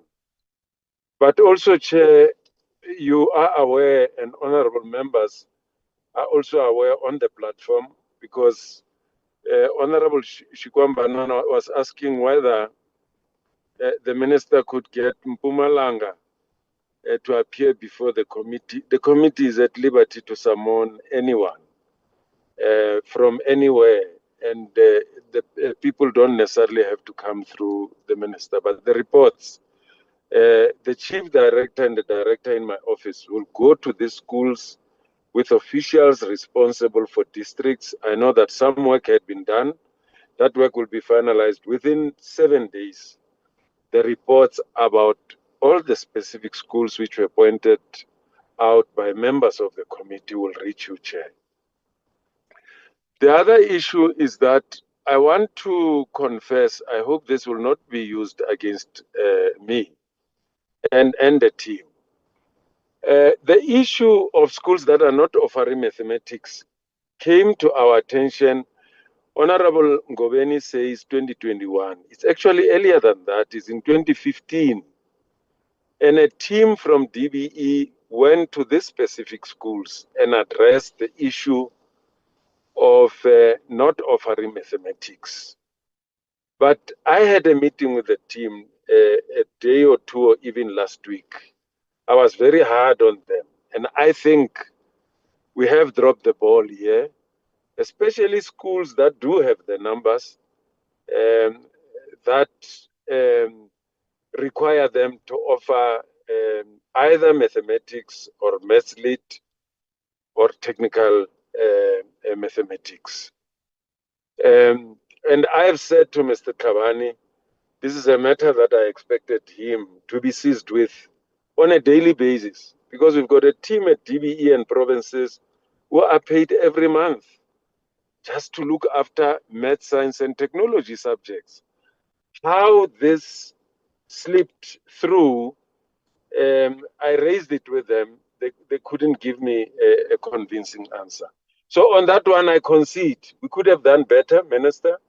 And I must accept that here we have failed you. We could have done better. And when I heard about this thing, I said to Mr. Tlhabane, how is it that we hear it from some people who are outside the department? We are running the department. We need to know about every detail about this department, because taxpayers pay us to run the department and know every little thing about it. So I'm conceding that we should have done better than we're doing now. But the minister is right. The pathology of apartheid, you'll not see it gone in 30 years because of various reasons. Some of those are resources. There are three factors that are considered in offering subjects. Number one, the SGB determines the curriculum offering in a school, which would include even the language policy. And of course, with the advent of the Bella Act, now you do have that even be decided at the level of the head of the department. Before that, it was a prerogative of the SGB to determine even the curriculum offerings in the school, including the language policy. The second issue is the choice that parents need to make. Parents make a choice whether their children are going to take mathematics, maths lit, or technical maths. And I agree with the chair and Honorable Ngobeni and other honorable members that if a school does not indicate its readiness and willingness to offer this, you're preempting that choice from parents. We accept that. But the third factor are the resources. The resources are diminishing in the sector. The last 2 days, we've been in an ELRC, Education Labor Relations Council workshop. Provinces have presented their budgets. The situation is getting worse, Honorable Chair and honorable members. As to which subjects you offer also depends on the money that you have. And I also agree that geography should not determine the future of our children, where they are born and so on. It shouldn't. But unfortunately, if you have limited financial resources, that constrains you from making every school to offer mathematics, but consider learner numbers instead, because small schools will always be there. Honorable members come from villages and other parts of the country. There are schools behind mountains. To get there, you can't sometimes even use a vehicle. You have to walk through, you have to cross river. That's the nature of the lay of the land that we live in South Africa. And some of these schools, we can't wish them away.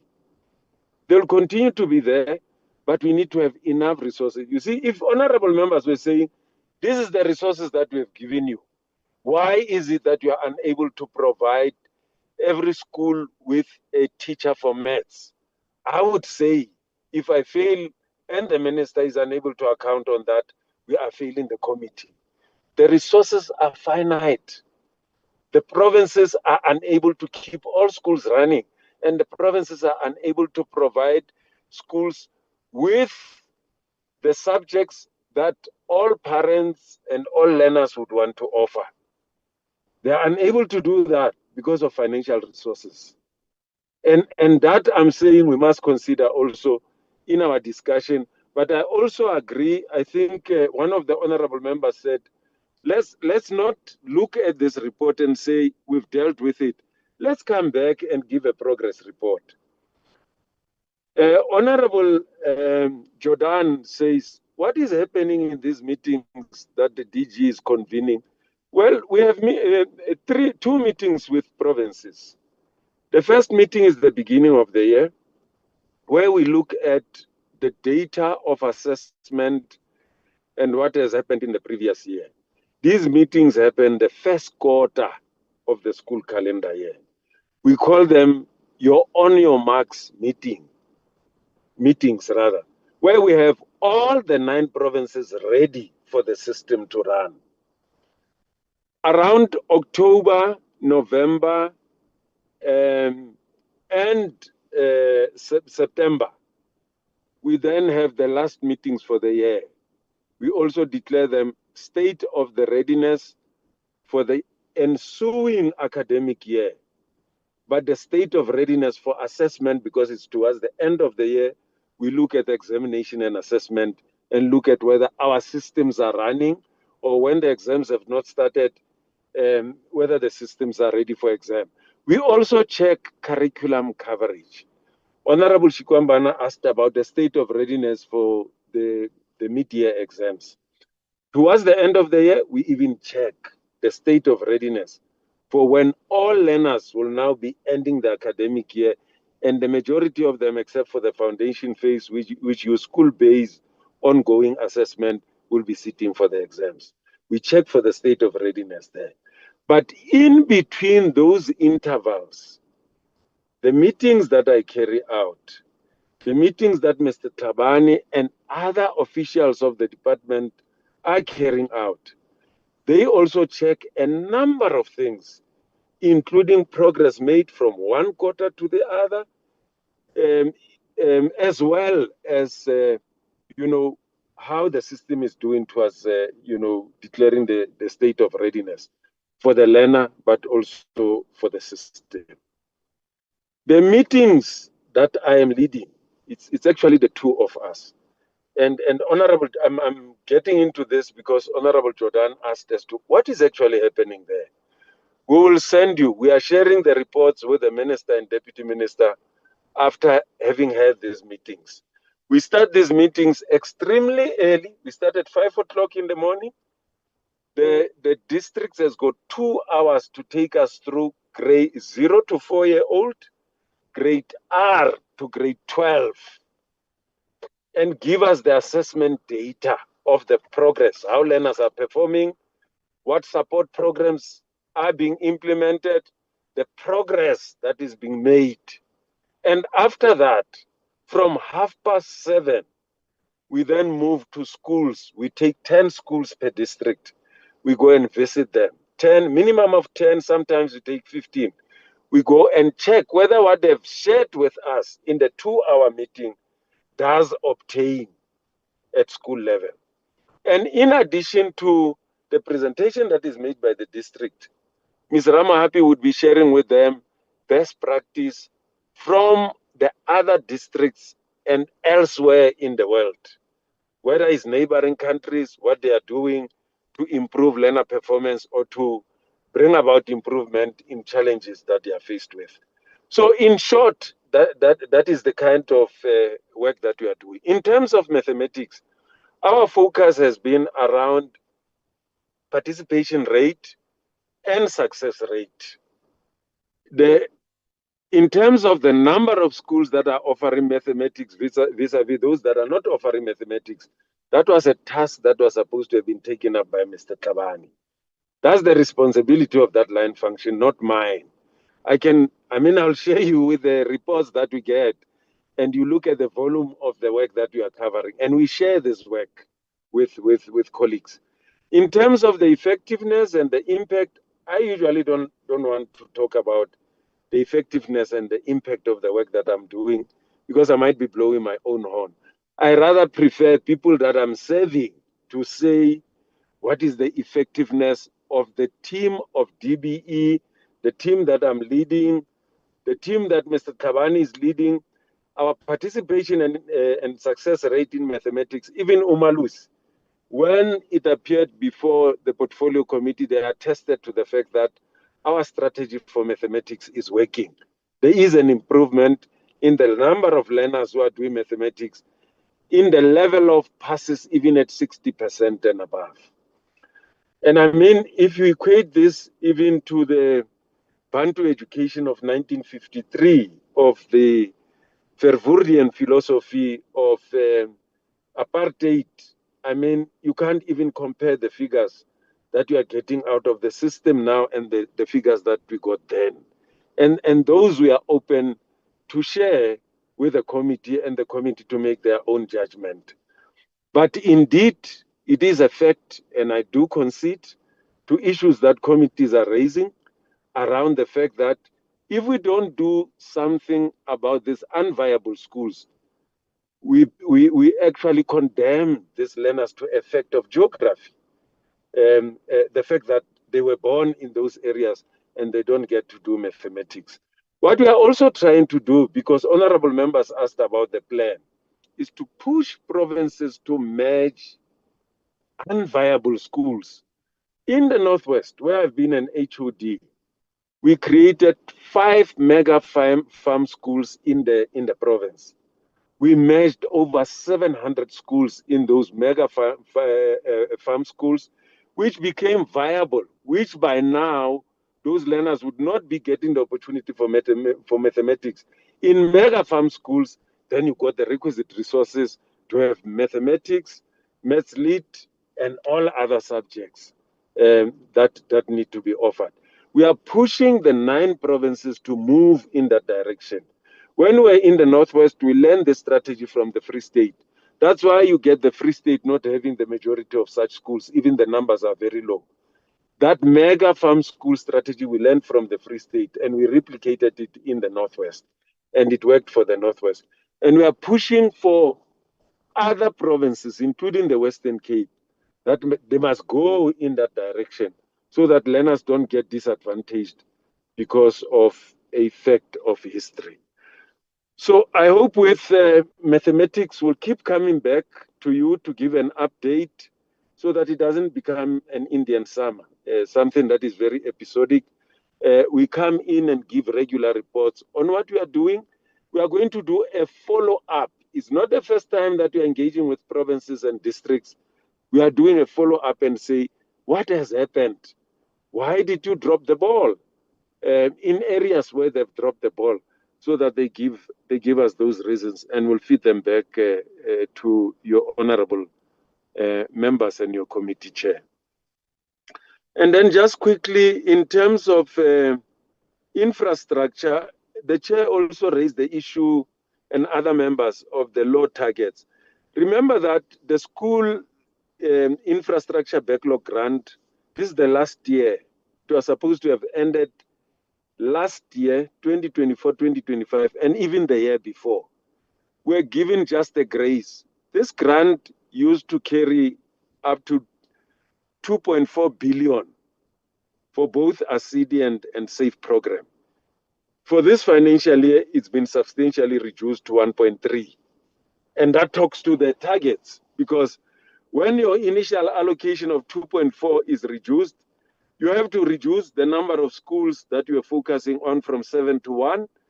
You have to reduce your eradication number of schools where you are eradicating pit latrines from over 1,000 that we've been producing per financial year to about 100 for this financial year that has concluded, and we managed to do 152. And in this financial year, the number is further reduced just to focus on the remaining projects. And Treasury said, You will not have anything additional, anything, whether it's closeout report, final accounts, all your projects must be finalized this year. That's why. But the majority of our projects are under education infrastructure grant. Mr. Kuno referred to the education infrastructure grant. Mr. Mafuku is in the meeting. There are a number of new school buildings that are built through education infrastructure grant, a number of toilets that are built through education infrastructure grant. We also get donors who are also helping us to eradicate the inappropriate and unsafe structures, whether it be sanitation facilities or even school buildings. So there is work that is happening there. What you are getting here, it's only what DBE is doing. What the other 9 provinces are doing will really cover the sun and the moon in terms of the number of projects that they are carrying out, which we are not presenting to this meeting. And if we're to present that, I'm sure honorable members will appreciate the work that we are doing. And then the issue, Honorable Goveni talked about rural versus urban. The small and unviable are rural. They are exclusively rural and commercial. And I've attended school in one of them, multi-grade schools. You won't find them in the urban areas. And that's why it's very easy for us to pick up is Metro Central, those are urban, Nelson Mandela, Bay Metro, unless it's in the outskirts of Nelson Mandela Bay, then it could be schools maybe that are small and unviable. And that's why the majority of them we could deduce that these ones should be offering maths. It couldn't be the issue of just the numbers. And even the racial proportion, we can give that to you. And on a lighter note, when I grew up in a small town where people of Indian origin were either business people or were either medical doctors. I never thought that there are townships for people of Indian origin until I grew up. I started traveling the country. I even got to know that there are sugar plantations in the country. And there are children of Indian origin which are also found in the schools. And I've been to them, visiting them. Very recent this year and last year, I've come across them. And of course, if we want to take a racial profile about this, African learners are in the majority. Then you get learners who are coloreds. Then you'll find Indians, very few white learners in this commercial farming areas where schools will be far from towns, and even white learners, some of them would still be attending there, especially those that cannot afford the cost of taking their children to from far outlying commercial farming areas to towns. You do find them, but we can even provide this racial profile for you. And then Honorable Mgadi, the issue of the Verwoerdian thing, Minister responded to it quite comprehensively. It is now 86 schools that we think really these ones we need to follow up, and provinces and districts must give compelling reasons why these schools are not offering maths, maths lit, and even technical maths, where there are technical subjects. Detailed implementation on conditional grants, we can provide that, but the nature of our reporting for all these years, we've been doing presentations. And Honorable Shikwambana, also if the chair says we bring a report and not a PowerPoint presentation, we're happy to do that, on even bring both. For instance, the annual report, we are going to give you both. We are going to give you both a detailed report and even a PowerPoint presentation. Grade R learners, I'm extremely hopeful, is now on the radar of the ELRC. I've made a commitment to the minister that I've given the ELRC about 3 months to resolve this issue. And after 3 months, I think we should be talking about the issue that has been resolved in the ELRC regarding grade R practitioners. KZN has serious financial problems. It has received a letter from Provincial Treasury. The department is unable to do anything or take any decision without the approval of Provincial Treasury. At the end of the day, it is schools that are going to suffer. Decisions are going to take long. In the meantime, the quality of education is going to suffer severely in KZN. I have raised this, and the minister has done so as well. At CEM, the minister sent a letter yesterday to the Minister of Finance requesting for a meeting that we even requested last year. Understandably so, the Minister of Finance has been extremely busy. The minister has even gone to the extent that the Minister of Finance could delegate even one of the deputy ministers. That's how urgent and how chronic, if you like, the situation is in the sector. Free State could not pay the contribution of the employer for medical aid and other things. It's in the red. Even the presentation that we received in this workshop over 2 days, things are very bad in provinces. So what the minister is doing is to secure a meeting with the Minister of Finance, but also directed that we have an urgent meeting with these provinces that are indicating high distress compared to others, which is KZN, which is Free State. We've also dealt with issues that affected the Northern Cape in terms of the feeding scheme and other things, including the Northwest Learner Transport and others. But KZN is worse. And what honorable members have said here, non-payment of service providers, that is true. It's been confirmed. I had a meeting with the HOD of KZN last Friday. He gave us a full report. They'll be reporting to CEM next week. But also the minister will be meeting with the MEC of KZN and even the MEC of Gauteng, in fact of Free State, sorry, and the MEC of Northwest and Limpopo. And then Honorable Low, yes, indeed, MST is quite crucial. We've got even a grant on MST, and I'm saying we're putting our heads on the block. Our numbers have increased of learners who are offering mathematics, and our success rate, Umalusi is saying, has also improved. And we can provide figures in that regard. But we take this concern is based on these unviable schools. And more learners need to offer mathematics, which is what we are fighting for. Our strategy, which Mr. Tlhabane is leading, is about increasing the participation rate in maths.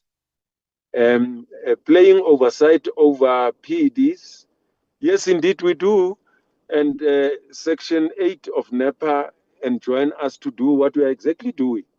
The reason why we go out to districts and provinces is because Section 8 of NEPA says we must go out and carry out that oversight on behalf of the minister. The minister does that and DM when they are able to do so. And all of us are expected to do that. Honorable Komani, yes, at the right time, we'll come and give you progress on the development of the regulations of the Bella Act. We report regularly to the minister, and every meeting of the CEM is a standing item there, including HEDCOM, including the ministerial management meeting. We're reporting there on progress made on the development of the regulations. Yes, I've covered the issue of schools that have not been offering mathematics at grade 12 level. Yes, indeed, the problem appears to be more profound in the Western Cape. We are going to work with them to make sure that we reverse this negative curve or downward curve in terms of learners who are offering mathematics. But I might also indicate the 3 types or forms of mathematics are extremely important. The tendency is to downplay Maths Lit, and I've said Maths Lit is for social use. Professor Mabizela was the former chair of Umalusi, actually recommended that every learner needs to do maths lit, because doing mathematics or technical maths doesn't give you skills for social use of mathematics. And the reason why South Africa, our investment rate and our personal financial skills are so low is because we've not taken the value of mathematics to what it should be. And therefore, mathematics, of course, it's for use in other subjects, like the chair has indicated, accounting, to be a medical doctor and others. Technical mathematics is for technical use, for people who build bridges, for the electricians, for plumbers, and so on. We have diversified the offerings of our mathematics. But I want to emphasize, maths lit must not be underplayed or underlooked with the fact that if you do maths lit, you are not doing anything worth a while.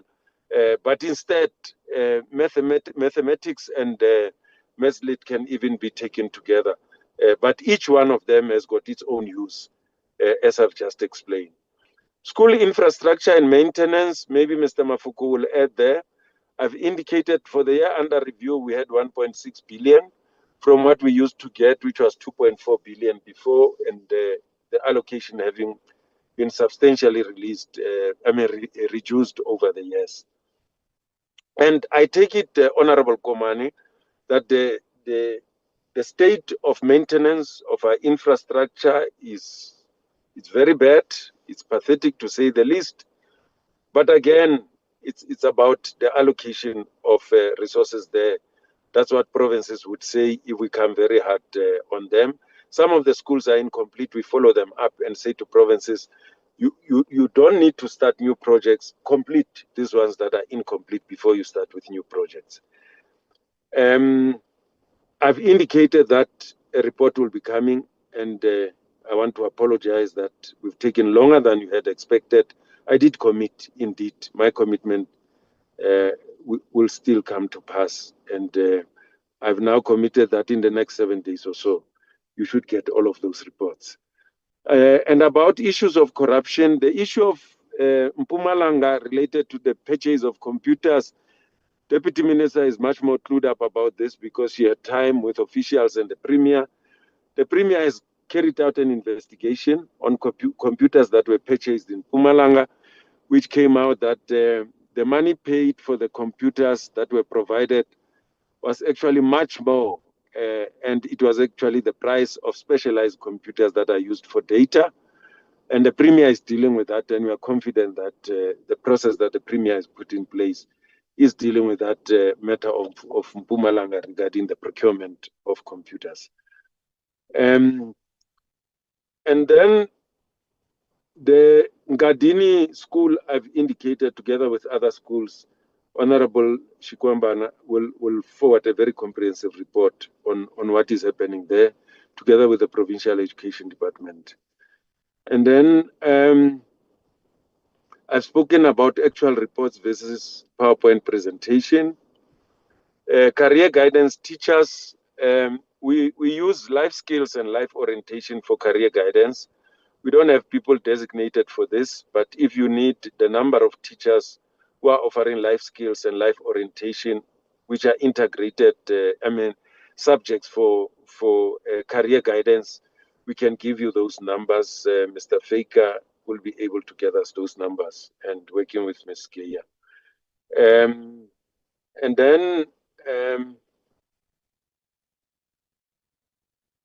okay, and then Honorable Gasa, the issue of mathematics I've covered.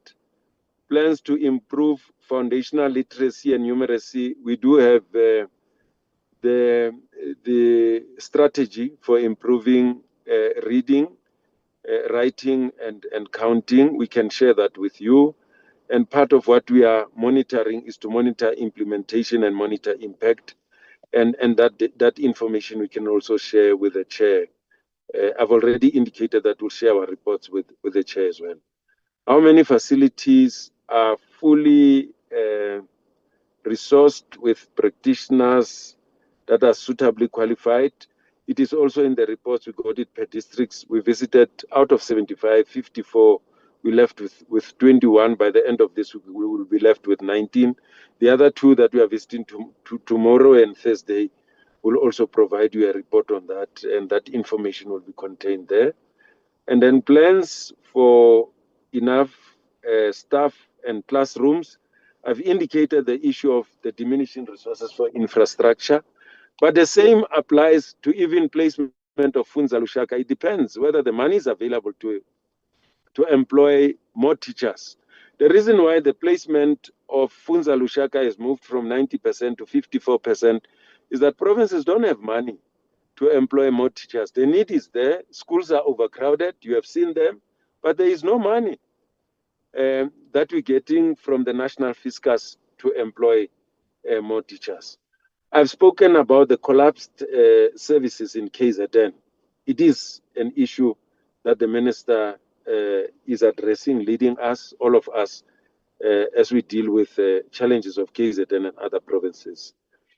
And then, Honorable Jordan, I've addressed the issue of the cost effectiveness of our administrative actions, which would include the engagements, the visits to the districts, the visits to the schools. The recipients of what we're providing to them are best placed to make that judgment. But my humble appeal is that as you go out on oversight, please ask about the effectiveness of this as well. They will be able to share with you. But the Honorable Chair of the Portfolio Committee also attested to some of the progress that we are making. Online schools, we do have a few of them. We are finalizing the regulations so that we're able to deal with this, to take the pressure from brick and mortar for people who are willing to send their children through online schools so that they can have access. There are a few of these across the country. We want to increase them. Capacity building programs, there are a number of topics that people go through. Some it's orientation, some are identified new programs that people need to have to improve their performance in the system. And we can provide details of that if required. Breakdown of maths teachers per province, we can give you that as well. The geolocation of unviable schools, it's in the presentation, including the names, and the minister indicated that, and I think the chair also indicated, some members might have missed that. It's in the presentation, which has been shared with the committee. We can share that even more with you. We've delineated these schools per districts and their names and the learner numbers and so on. The analysis of the employment trends in the province, when the presentation that I make with the districts, it's on that. The rate, the unemployment rate, the improvement in the unemployment rate, I get the data from the statistician general every quarter. I share it with the districts. I share it with the provinces. I tell them that we've got a direct contribution to reducing unemployment in the country. Although there are other structural economic challenges, but education has got a direct bearing of that. The issue of mathematics, we are emphasizing. The issue of IT and CAT, we are also emphasizing. We've even presented to them a report from the World Economic Forum on the future of jobs. The fastest growing jobs in the world and the fastest declining jobs in the world. I've shared it with district officials and I've said it to them. This is how it links with the work that you are doing on the day-to-day basis. And remember that, I also said to them, they must remember that we are not only even preparing our children for only South Africa, but priority is our country, but we are also preparing them to be global citizens. The catch-up program for learners into merged schools, we're working with provinces. We do have a catch-up plan for such learners so that they are not left behind. A comprehensive recovery plan, I think it's an advice. We'll even consider that. Funza Lushaka, employment rate, I've indicated that it's financial resources that determine that. Funza Lushaka, recruitment is done at circuit level. It's no longer done at national or provincial level. It's done at circuit level, where the needs are. That's how the recruitment for Funza Lushaka is done. And by the way, Honorable Komani also talked about the foundation. The primary school that I went through, teachers never specialized in mathematics. But now Funza Lushaka is training teachers in the foundation and intermediate phase. The priority is mathematics. If you don't have good math results in grade 12, we don't take you through Funza Lushaka. And our emphasis is that for you to teach in the foundation phase and intermediate phase, you should have specialized with mathematics. In the past, it was not a requirement. But in the current democratic dispensation, it's a requirement to teach in the primary school because we want to improve performance from the foundation phase. Solutions of mathematics in multi-grade, we've got IT solutions, we've got mobile facilities, which we're using as well. But in terms of unviable schools, we'll consider that. Honorable Kaba, I've committed again about the schools that you raised in these 7 days. We should give you a report and plans to deal with schools that are not providing maths. I've indicated that is through merger and closure, which would afford quality education. Chair, your questions were the last ones about infrastructure rollout and maintenance. I've addressed some of those, including targets. The budget for infrastructure, 1.6 billion that we had for this year as compared to 2.4. That's why the reduction in the targets.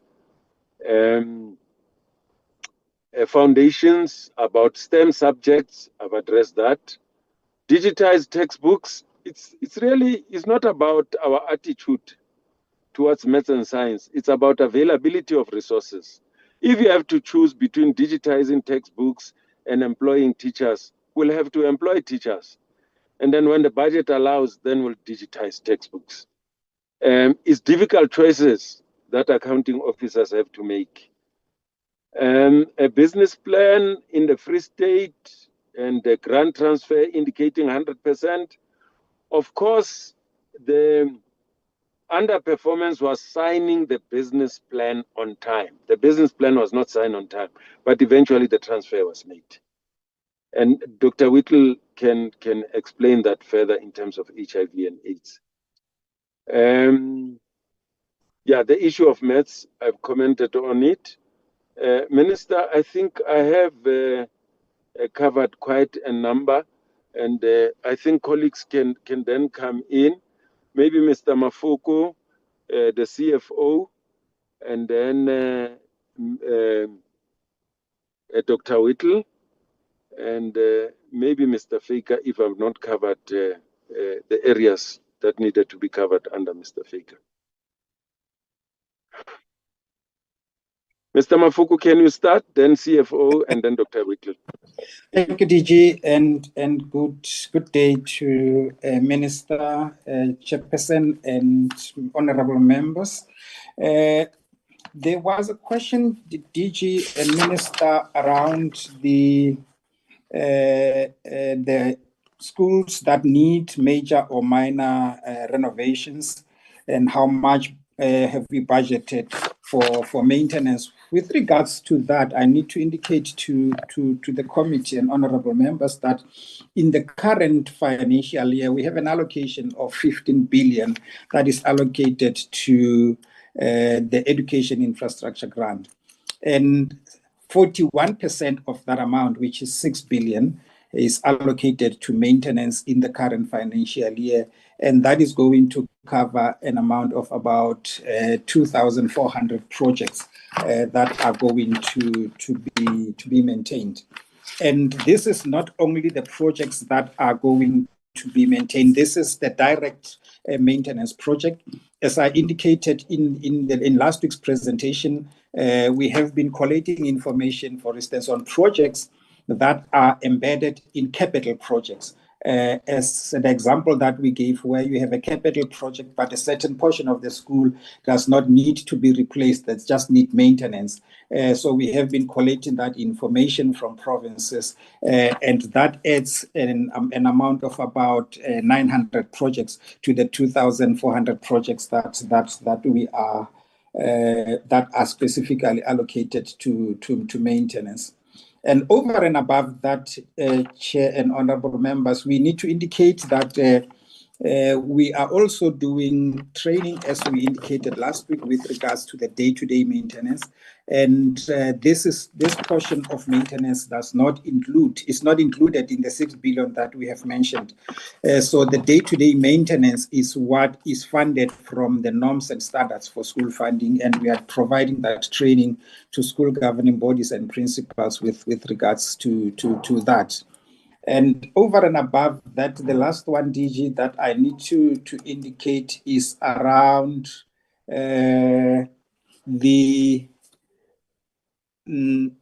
how much budget for building on new schools. DG, as requested, we will have to provide that information, because when we do budget, we provide a budget for the entire programs. So what we will do, we will provide the portfolio committee with a disaggregated amount in terms of how much is allocated by the different provinces, only for the purposes of the building of new and replacement schools. We will provide that within the timelines as indicated, DG. Thank you very much. Thank you, Mr. Mafoko, as CFO, and Dr. Whittle after.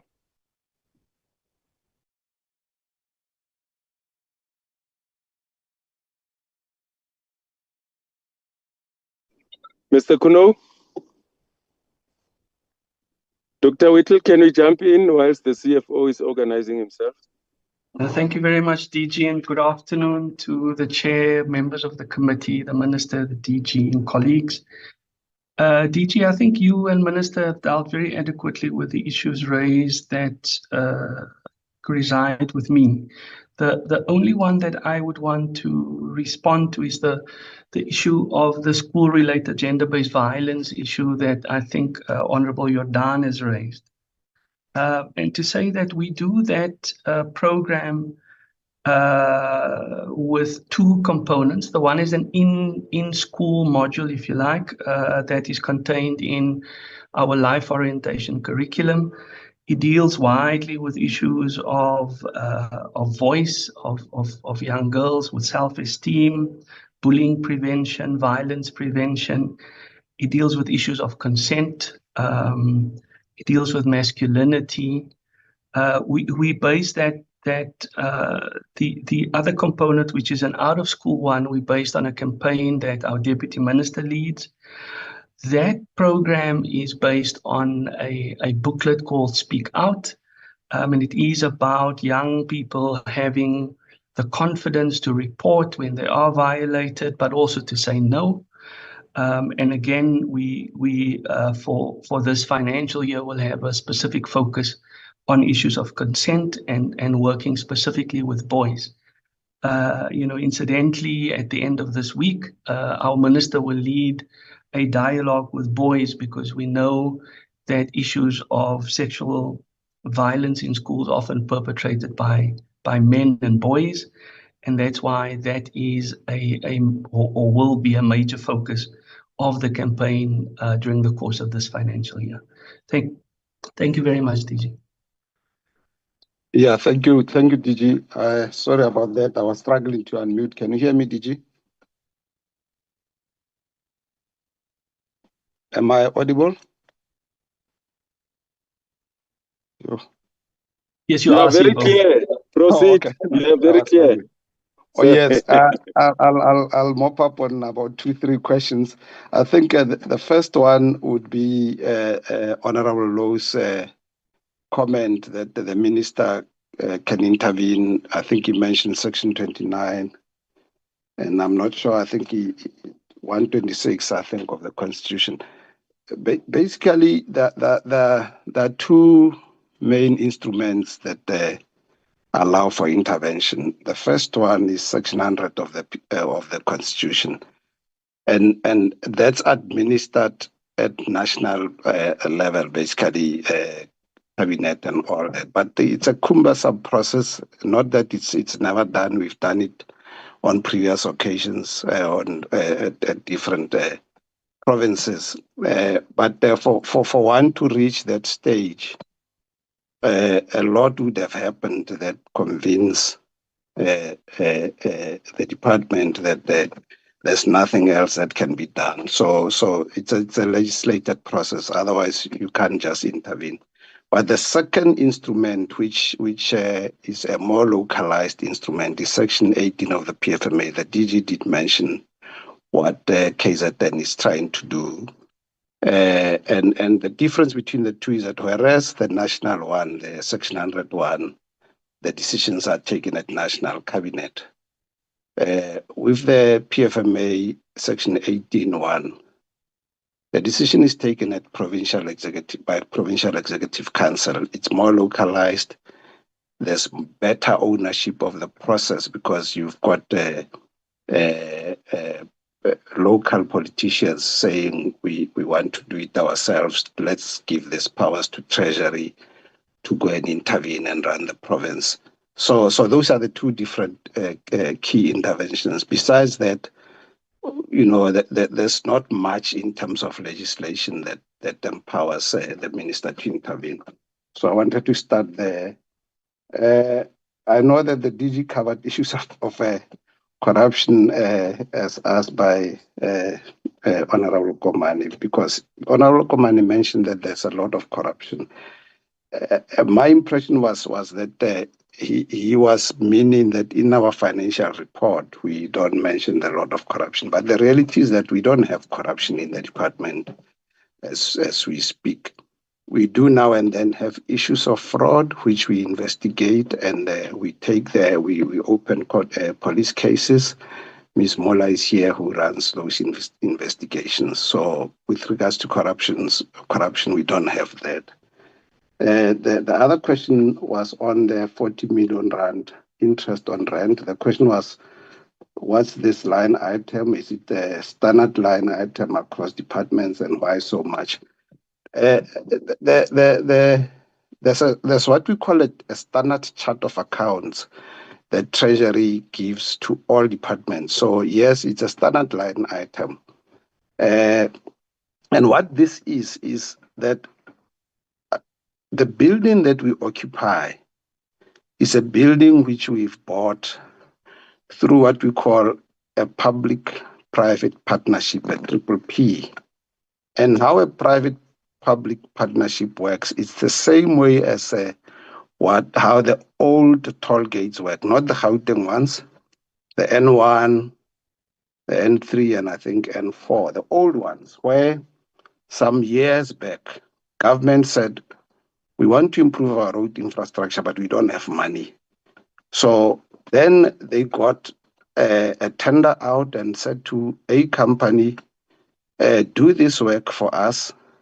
The way you recoup your money is through collecting tolls. And during the period, the concession period, as they call it, you will improve the roads, you will maintain the roads.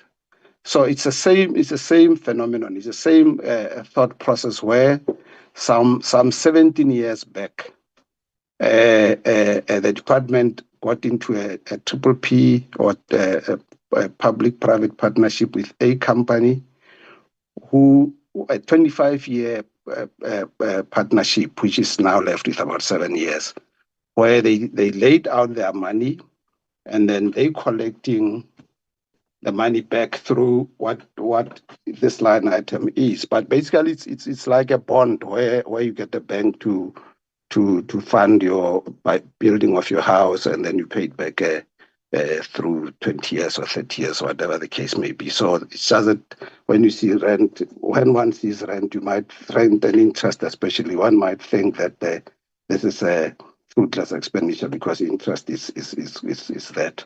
So that's the response to that one.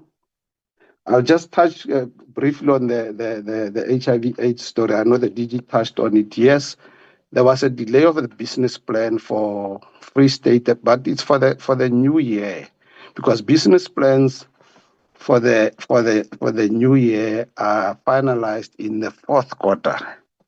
So Free State delayed, and as a result, we delayed the first tranche transfer of HIV and AIDS, which happened in April. The first tranche to everybody else happened in April, but Subsequently, they have, as the DG says, complied, and we've then transferred that tranche now in May.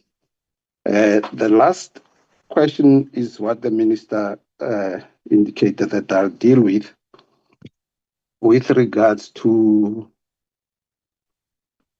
what sort of powers the minister may have in terms of it's along the same lines as the one that Honorable Lou asked, but this one is more financial.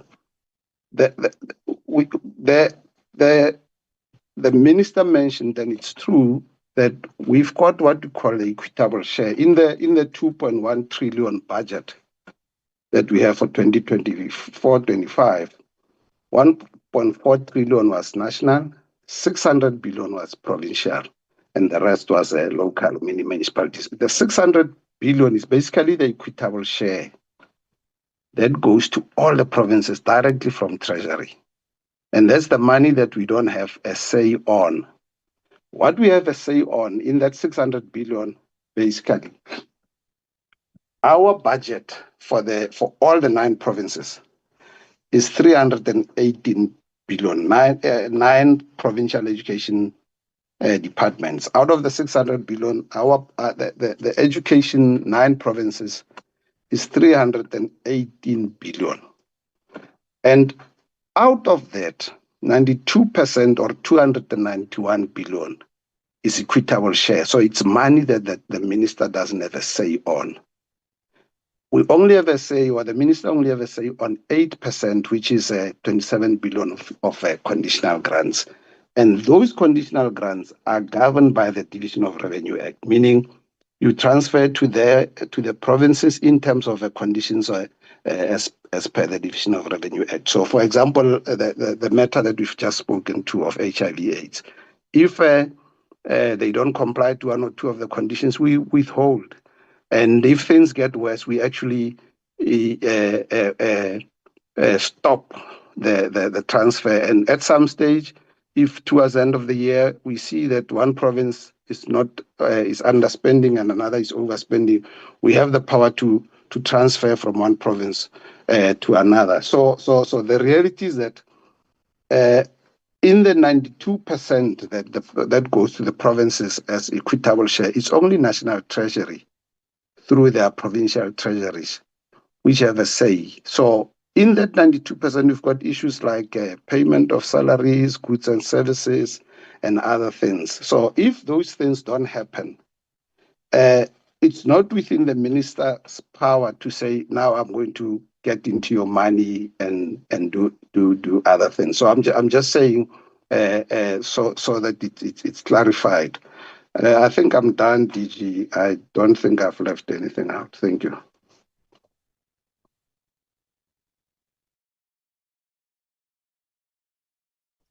Thank you, Minister. We are done from our part. Thank you, Rekuna. Minister, we are done from our part, and Honorable Chair and Honorable Minister. Thank you, Honorable Minister.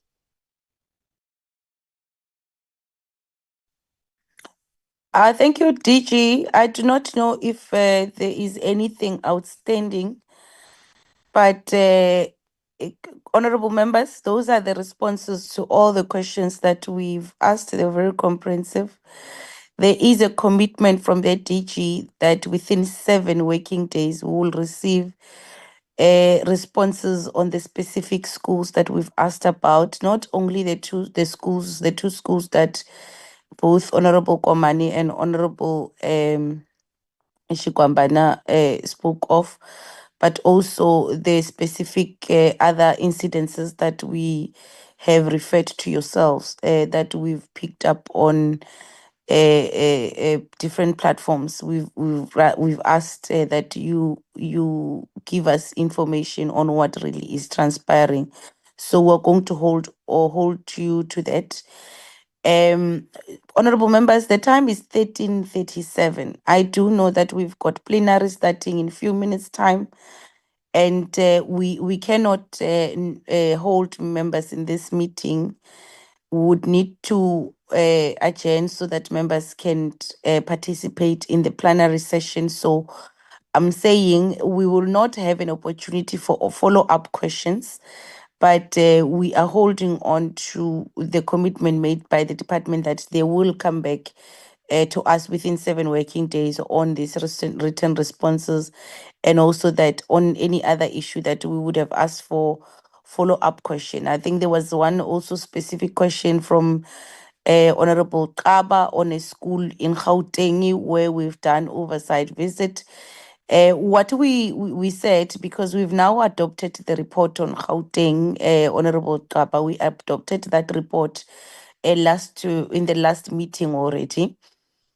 What we will be doing is to really send the department to send us a progress report on the different issues that they made commitments on. They made certain commitments themselves during the meeting we held with them when we closed up the oversight visit. So we'll make follow-up as well directly with the school, since the report has been adopted by the committee, but it still needs to be tabled to Parliament. So we've just we are going to send it to ATC to be ATC and submit all that report to Parliament. So with that said, honorable members, let's thank the department for this very fruitful engagement.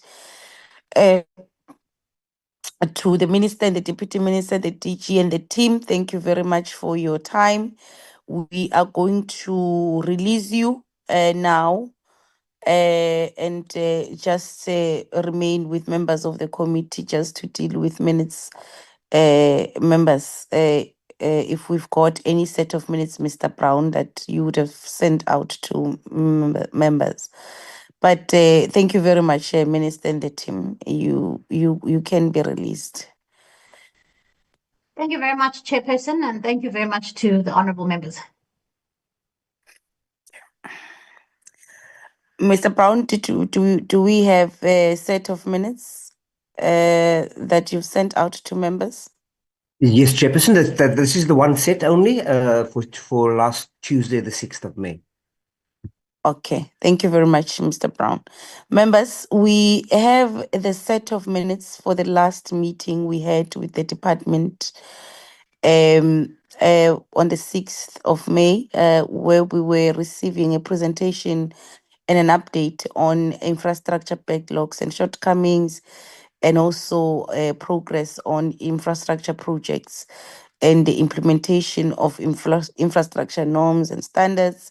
So we did receive such presentations, and the minutes were sent to members. I want to check if members want to make any additions to these minutes, any corrections, and if there is no, any members can then indicate if we are adopting the minutes or not.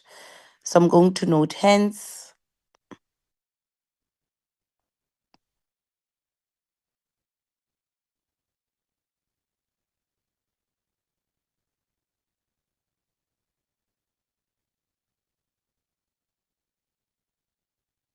Honorable Law. No, thank you very much, Chair. One could have went through the minutes, and then I wish to adopt the minutes as the true reflection of the portfolio committee meeting. Thank you, Honorable Law. Honorable Kaba. Thank you very much, Chairperson. I'm standing to support the adoption. Did we have Honorable Kaba as part of the meeting, ne, Mr. Brown? Honorable Kaba, were you in the meeting? Can the minute be? It's a meeting of last week, Honorable Kaba. I think I was there. Hey, you were there. Hey. Okay. No. Yes, I apologize. Okay. I apologize, Mom. No. The minutes then are duly adopted, Mr. Brown. Honorable members, that was the last item on our agenda. The other item that I would have wanted us to discuss, but then we would have to set up a date outside our meeting date or schedule, is to discuss the revised second term program. As we had indicated in the last meeting that We've received new focus areas from the Office of the House Chair responsible for committees, and we've received also a guideline on the dates in terms of what is it that we should be focusing on when. And as a result, we were tasked to revise our second term programs and submit. And I think we received such guidelines a day before the deadline. And after we received the guidelines, we were told the following day is the deadline. So we did as we did the last time. We did submit a program, and then we then said we will then share with the members, but also still afford members an opportunity to make amendments so that we finalize the program, and then we can then request to amend the program with the Office of the House Chair. So, Mr. Brown, let's send the members the revised program that has already been approved by the House Chair, but we have an opportunity to amend and send to the House Chair. So, Mr. Brown, share the revised program, and then in the next meeting, members were going to afford you an opportunity to make amendments if there is any need to, or make changes. With that said, that is the last item on the agenda. Honorable members, thank you very much for your time.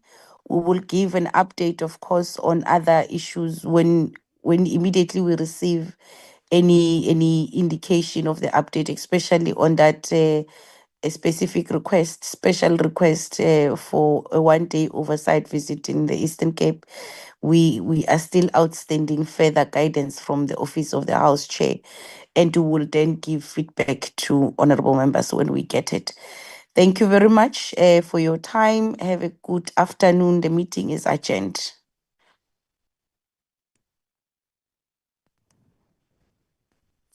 Thank you, Chair. Recording stopped. Thank you, Chair. Matlhako modulasetulo le eng gabotse go ya ka magoro a se go šwalalana le lengwe ga le latele letšatši. Amen.